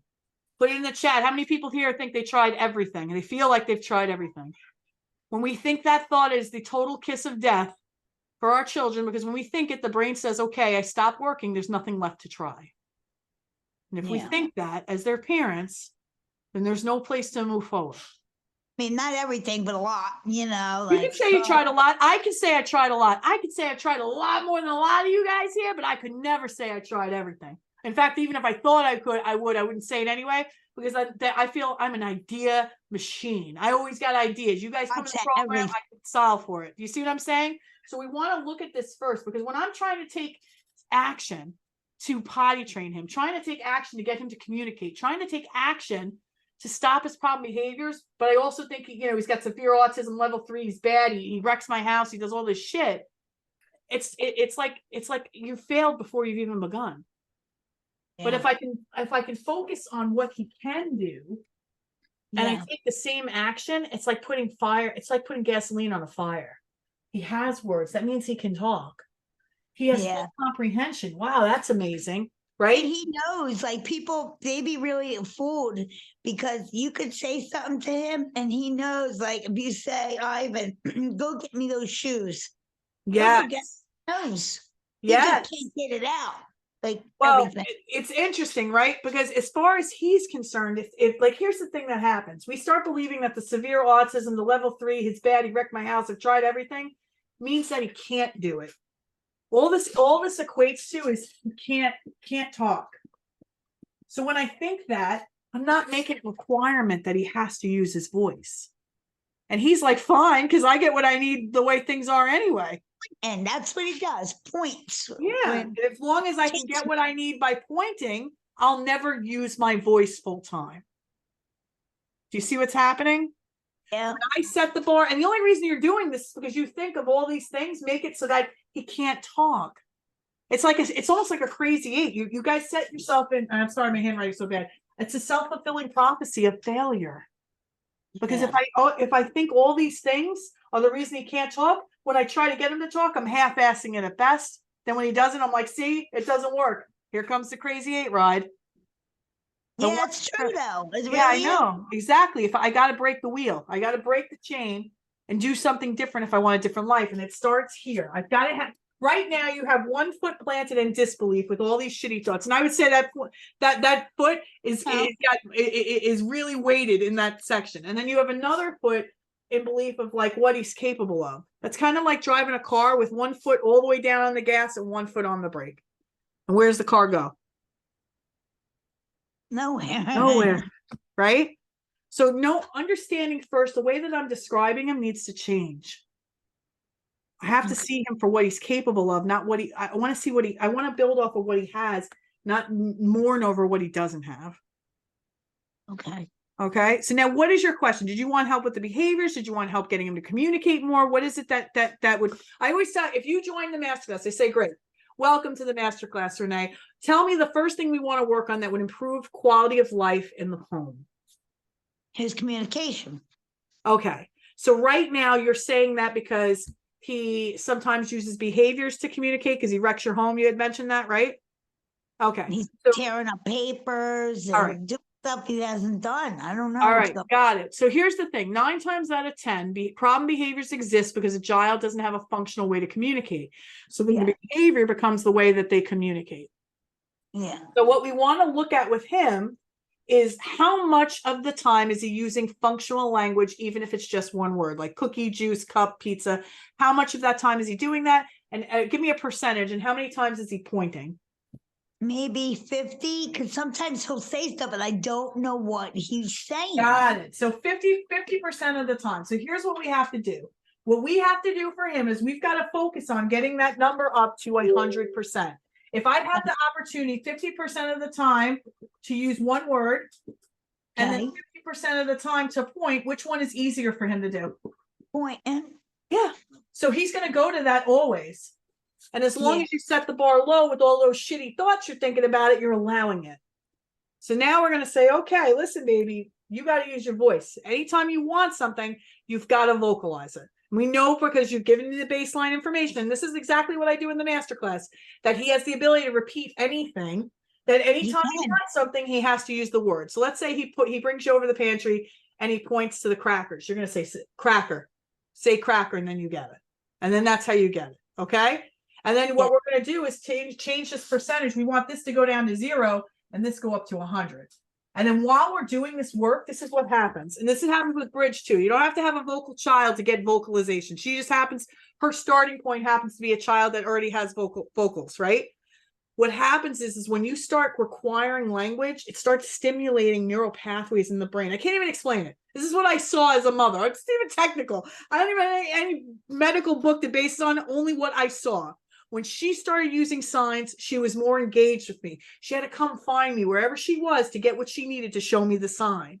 So he's going to become more engaged and starts firing shit on all cylinders in their brain. And then the chatter starts to increase because now he's starting to see the value of what his voice gives him. Remember, secret 1, we've got to create desire and value in our child to want to learn to use these skills. So I have when he says a new word, I always give him like a high five, like I try to make a big deal. Yeah, but the idea is to get him to repeat it. Does that make sense? Yes. Yes. So what we want to do is so right now, anytime he gives you the word without prompting, you're gonna give him lots of praise award and give him the thing immediately. I'd even double give it to him, right? I really want to show him, baby, using your voice is going to get you so much more than when you point, you get nothing. Yes. And if you say, if you bring him over to the pantry and he wants the crackers and you say cracker, cracker, cracker, and he doesn't say and he walks away, then he doesn't get it. Yes. Make sense? Yes. Was that a good starting point for you? It was wonderful. Did you love tonight? I loved it. Oh, awesome. All right. Well, you need to I never get picked. I never win anything. I'm Oh, just so happy I got picked. I feel like I won the lottery, you know. Oh, well, I feel like I won the lottery talking to you. So kisses, honey. Let me know how it goes. All right. Thank you. Have a great night. You too. Bye-bye. All right. All right. Let's see. All right. We're going to take, let's see here. Let's see. We're going to take Aisha.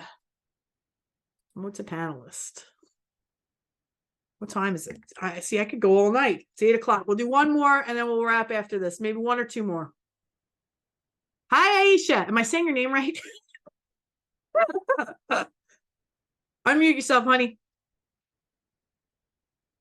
All right. What do you do if a child starts screaming at you? I want the cracker, or no, I don't want it. So if they don't want it, don't give it to them. If they start screaming at you, I want the cracker, we say use your indoor voice. Right? I want the cracker. And if you start going, oh, I hear echo. And if we start, and if he starts going like ballistic or she starts going ballistic, she gets nothing. We don't promote, we don't reward problem behavior. Okay. All right, Aisha, I'm ready for you. Okay. Are you ready now? I'm ready. Thank you. So like she said, when I don't give it to him, I was writing everything, what you were saying, right? Oh, good. Yeah. When I don't give it to him, he will start to fight. Okay, so let's baseline where he's at. So your question is in regards to communication. You need your boy. What's his name? His name is Ibrahim. He's 11. 11. And Eroy, you said? Ibrahim. Abraham? Ibrahim. Abraham. Okay, got it. All right. Abraham is 11. And he, does he make sounds? Yes. Does he say words? Oh, he has words. Does he use the words functionally? Yes. All right. Does he use them functionally all the time? No. No. All right. So fascinating. You guys come in clusters. It's hysterical. The energy just connects. So for vocalizations, how much of the day? 50% of the day for wants and needs? Yes, 50%. Oh, 50%. Now, how does he get his wants and needs met if he's not being vocal? Point. Oh, another pointer. Got it. All right. So give me a scenario of where he goes to the pantry and he points to something. He wants the peanut butter and jelly. He will go grab the peanut and then he can't find the bread, or he will find the bread instead of saying where's the bread, or it could be he will find both of them and then he can't find the spoon or something to grab out the peanut butter. Instead of saying spoon or knife, he would just start to go back and forth, or then he would start to push me. He will start to fight. And All he right, know how. okay, so let's say he wants the peanut butter and jelly, right? So let's say he pushes you to get the spoon and you see the peanut butter and jelly out, right? First thing we want to do with the 50-50er, we'll call them the 50-50 kids, is we want everything now that they would ask for to be visible but no longer accessible. That means that he's got to get help if he wants it. So what we do is we put the peanut butter and jelly up high on purpose. So that way he's got to come to you. So when he comes to you and he hand leads you to it and he points to it, you're going to say peanut butter. Do you want a peanut butter and jelly? Say peanut butter and jelly. Could he say that? Yeah. All right. And then what happens when you ask him? He can say peanut butter and jelly. He would just say like peanut butter and jelly, peanut butter and jelly. But are you requiring it when he points or no? Yeah, most of the time I do, but he would just get frustrated before even we finish. So like what happens? So you say, okay, say peanut butter and jelly, and then what happens? He will force me to make it. No, I know. What do you mean, with a gun? Yeah. The knife, he pulls a knife out of you make my peanut butter and jelly now. No. All right, let's go. All joking aside, because that's how our brain wants us to think this is. He forcing me. Think about like just the thought that her brain just gave her. He forces me, the little 11-year-old, well, probably a big 11-year-old, he forces me to make sandwich. He's 145 pounds and I'm only 120. Okay, fair enough. But he is forcing her to make a sandwich. Right. So when I think this, I feel like I don't have a say in the decision. Yeah. Right? That's not true. Yes. But that's not true. Do you agree with that? Right? But if I think that, then I'm not even pushing for vocalizations because I believe this crazy thought. Because your brain is saying, listen, just make it. We don't need to deal with this shit. Right. Right. If my brain's job is to keep me in the cave, he's like, listen, we don't need to hear him flipping out. Just make the sandwich. But I know that if I continue to do that, he's not going to get past 50% in vocalizations. Do you see it? Yep. So when you ask him to make the peanut butter and jelly, what does he do? He starts flipping out? Yeah, he started flipping out, to throw stuff, and he would fight. He would go he purposely goes to the bedroom and hit his sister. Okay. So here's what we do. We do something in the program called tripwiring. So the first thing is that what we would need to do is we'd start working on something where we want to make it so that this doesn't get you anything anymore, especially if he has the ability to be vocal. So we have two ways we can go with a kid like him. We could start with PECs, even though I know he can talk, and ease into full-on vocalizations, or we can just go, I would go, like if you packed his bag and you dropped him at my house, I'd pack away my precious knickknacks, I'd hide my children and my dogs, and I'd say, guess what? You ain't getting shit unless you say peanut butter and jelly. I'd say with love, of course, but you know what I mean. Right. And he's going to get mad, he's going to do all the things, but I can't reward that behavior. And the only reason he's doing all those things is because he knows that if I do it, eventually she's going to make it. Right. So I've just reinforced the bad behavior. Do you see that? Yeah. So I have to weather a storm to see the sunlight again with this. So what I tell parents is we tripwire. I call it tripwiring the behavior, where we're not going to do this on a day when I got to go to work. We got to go to school. I'm going to do it on a day where I can weather the storm. I'm going to make Sissy leave the house. And the whole day I'm going to spend home with him, and everything he wants, I'm going to make visible, no longer accessible. And he's going to have to vocalize for every single thing. It may take a day or two just to extinguish the idea that hitting and flipping out. We want to show him when you flip out and you have those behaviors, you get nothing.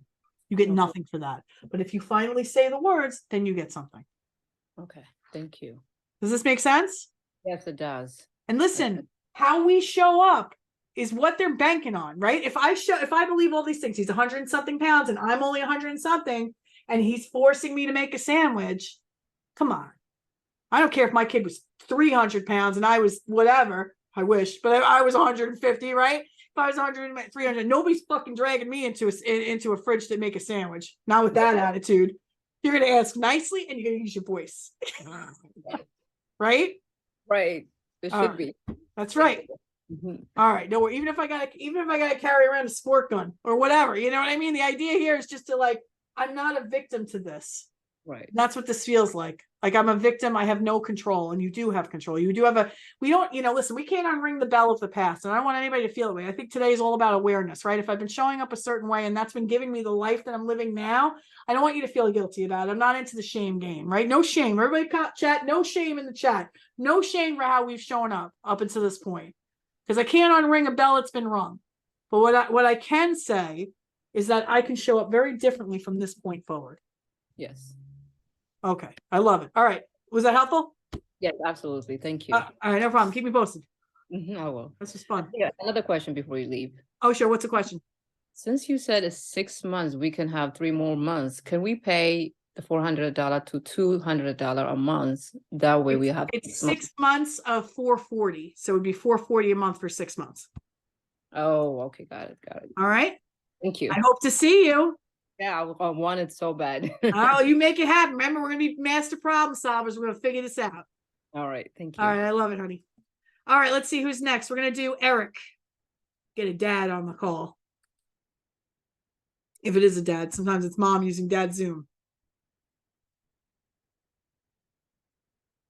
Timeout is a good punishment. I love positive reinforcement, but sometimes, listen, I was saying this to my moms the other night. I said, you guys got to understand, sometimes as parents, we got to teach the hard lessons. We don't get to have all the fun and go to the water park and do all the fun things and eat the spaghetti. Sometimes we got to try rice. Like tonight, she flipped out at the table because she didn't want to try rice. Sometimes you got to try rice. Sometimes you got to teach the hard lessons. I want you guys to understand, if our babies speak the language of behavior for now, until they speak the language of vocal language like you and me, that you speak the language of behavior in the way that you show up. So if you're a parent who idle threats your kid to death, like don't touch that, don't touch that, don't touch that, don't touch that, right? You're creating a world where there's no structure or rules, and it really structure, rules, discipline, structure for a child, any child, not just children on the spectrum, equals safety. So what I have to do in my behavior, because especially if they're speaking in behavior because they don't have their vocal language yet, I've got to speak back to them in my behavior. So that means that what I say is what I mean 100% of the time. So if I'm showing up 100%, that what I say is what I do in my behavior 100% of the time, there's no room for interpretation. There's no room for wiggle room.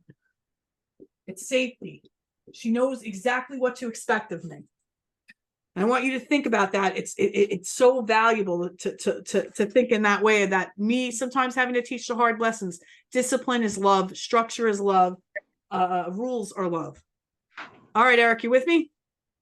Yeah. Can you hear me? I can hear you. Okay, great. We have a daughter. She's 6.5 years old, and she has a form of autism as well. She is kind of nonverbal, makes a lot of sounds. I was doing a lot of reading before the doctors diagnosed her with it, and I kind of had an edge and an idea that she deals with sensory things as well, flapping the arms and hands. So I've been doing looking at a lot of interviews, watching people that were with autism kids and people that were grown that had autism. I'm just basically right now just trying to figure out, because I enrolled her in school, which is a good thing because she's been in the bubble most of her life. She has a trach, which is finally coming out next year. So, and she has a G tube, which she still eats with, but she still drinks. But she drinks by mouth. They said she wasn't able to walk, but she is running because I got her to run, so she can walk. Yeah, Dad. So I'm very proactive. I'm just trying to figure out my next level of step. I've incorporated a lot of different techniques. She lick her hands a lot, which is not good because I think she can, incorporate viruses. She constantly licks her hands. I'm just trying to figure out a little different tactics, man. I'm just trying to figure it out. I'm more proactive than my wife. I'm extremely proactive, and I'm just really trying to figure it out. Got it. So what's like the biggest thing? So obviously with the trach and the trach tube, that's probably making it difficult for her to communicate, correct? She can't really communicate that well with the trach tube, right? Well, that's the thing, Michelle. A lot of kids with trachs can talk. That's when I knew something was kind of off. And then when I realized that even when we pull the trach out, when I would do trach care and clean her neck, she make a lot of sounds and gibberish, but she still wasn't talking. That's what made me realize maybe she has a sign of autism. I would call her name a million times. So kids with trach tubes can talk. I thought they couldn't, so they can. Yeah, you can talk with a trach. Okay. All right. Got it. All right. So what is your like major thing that you want to work on? Is it the sensory stuff? Everything I say, like, mainly like you was telling me, what did you say? Potty training, which I just purchased your book today, but I think it came through my email versus me getting it at the house. I think it's email type of things. I purchased that today. I haven't read through it yet, but mainly potty trained, communication skills, and like you said, being able to talk or sign language. Like she just started the school, and the school is basically like 80% special ed, 20% general, but she just started.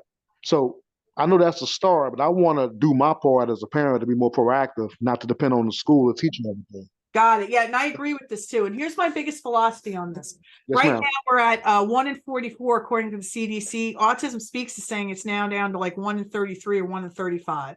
The system as it is, as we all know, is taxed to the max. So even if you were to get services, the chance of you getting quality services at this point, it's going to be a challenge. I'm not saying it's impossible. It's going to be a challenge.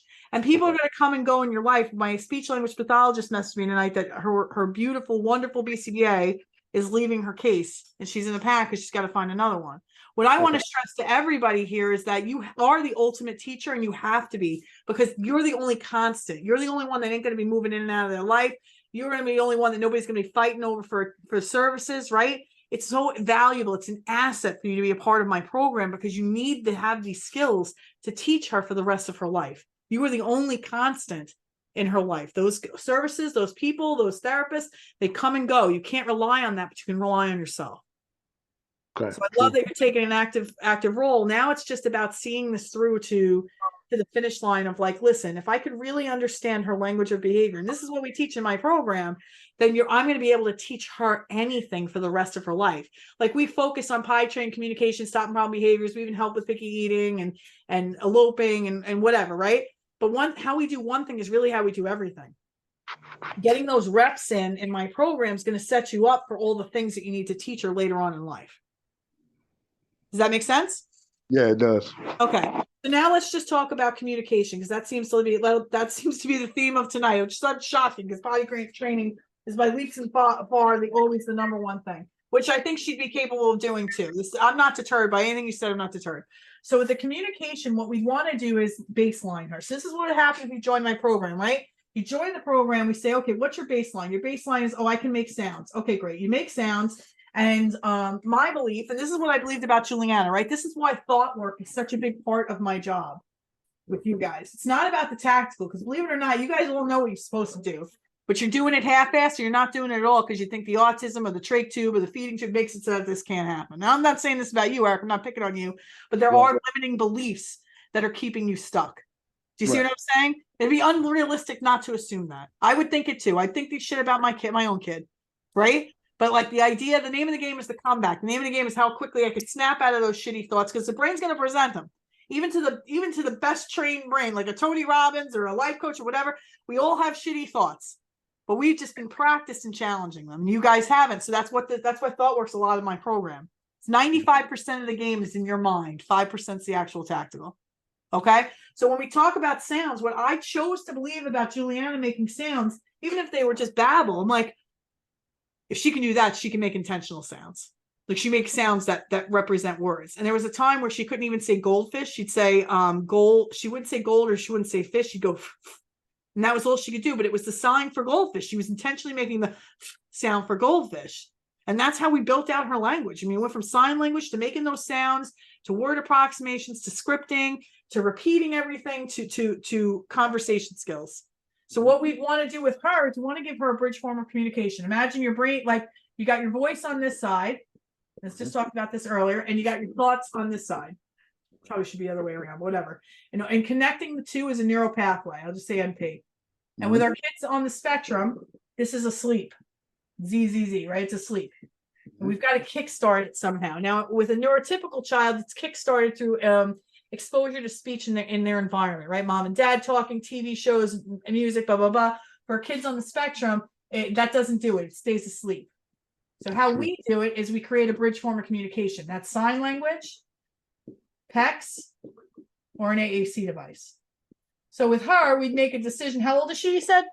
She's 6.5. I'd probably start with PECS with her. And what I would do is I'd start creating a PECS board of the things that she asks for every day. Now, I want you to think about her environment. Now, a lot of you guys do this, right?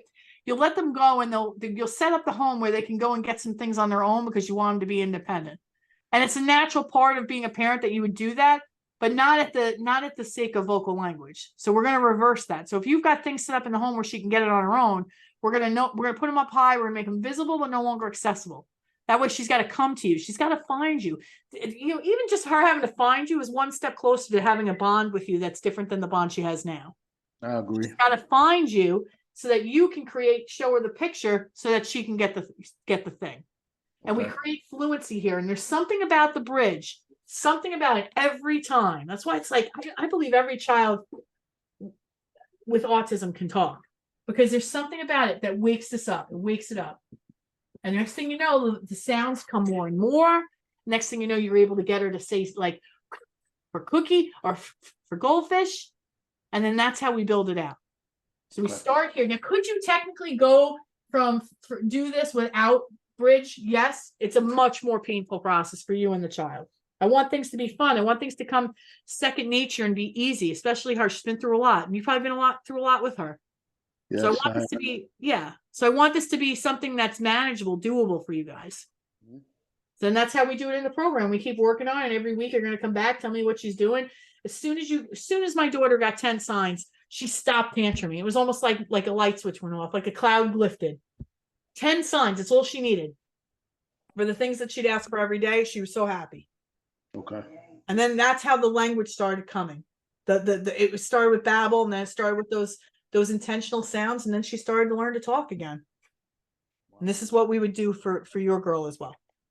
Well, this is the thing with me, Miss Rogers, and I do appreciate everything you're saying. I'm one of them people as well that I work at the VA. We got insurance, all that, but I personally cannot afford you, right? I can't. However, I can't afford you. I want to jump in this free seminar. I also wanted to. I purchased a book. I purchased a potty train book. I also purchased some music to wake up the neural part of her brain, the neuropathological brain, the music that kind of wakes her up.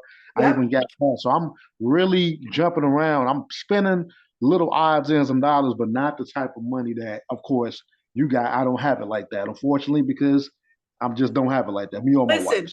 Right? Here's the thing. I'm not negating the fact that investing in the masterclass is an investment. You weren't, I don't know if you knew what the cost was before tonight. Now you know, right? But here's the thing. If I believe in you, Eric, that you're a master problem solver. And that as a master problem solver, if you believe that working with me would help you get the things that you desire for your daughter, that you're going to problem solve for finding a way into my program. May not be today, may not be tomorrow, but if you truly believe in the value of what I'm offering, then you're going to find a way. Well, I believe that. I know one thing. I've seen a million of your emails. I have not went through all of them yet, but I do appreciate. I got me a new Gmail personally just for you, and you flooded it, and I appreciate it. Thank you. No problem, Eric. I believe we will work together soon, Eric. I have 100% faith in you. Thank you so much, Michelle. Thank you. It was a pleasure talking to you. I'll talk to you soon. Pleasure to you. Thank you. All right. I think that's a wrap for tonight. Any last questions on the masterclass? The cart is open till Sunday, but I'm telling you, you do not want to miss this opportunity. I haven't checked yet. We have a bunch of new members. If we sell out, I have a number in my mind. If we sell out, I am closing the masterclass for the rest of the year because I want support has always been my North Star. Tonight has been so wonderful, so powerful, so amazing. It's so many people on the wait list. And if everyone joins, I'm going to close the doors to the masterclass. and we won't open again until 2024 if we hit this number. So because I want to make sure I can always service everybody to the best of their ability. So if you are on the fence, listen, go on my website. You can see all the testimonials. Go to that link and look at all the testimonials. See what there's a video in there on what it's like to be a part of this program. Do not hesitate. Join.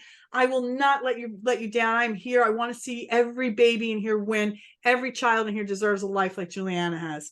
I hope this was helpful for everybody. I'll see you next time. If you didn't get your question answered, you can drop me an email. Bye, everyone. Bye.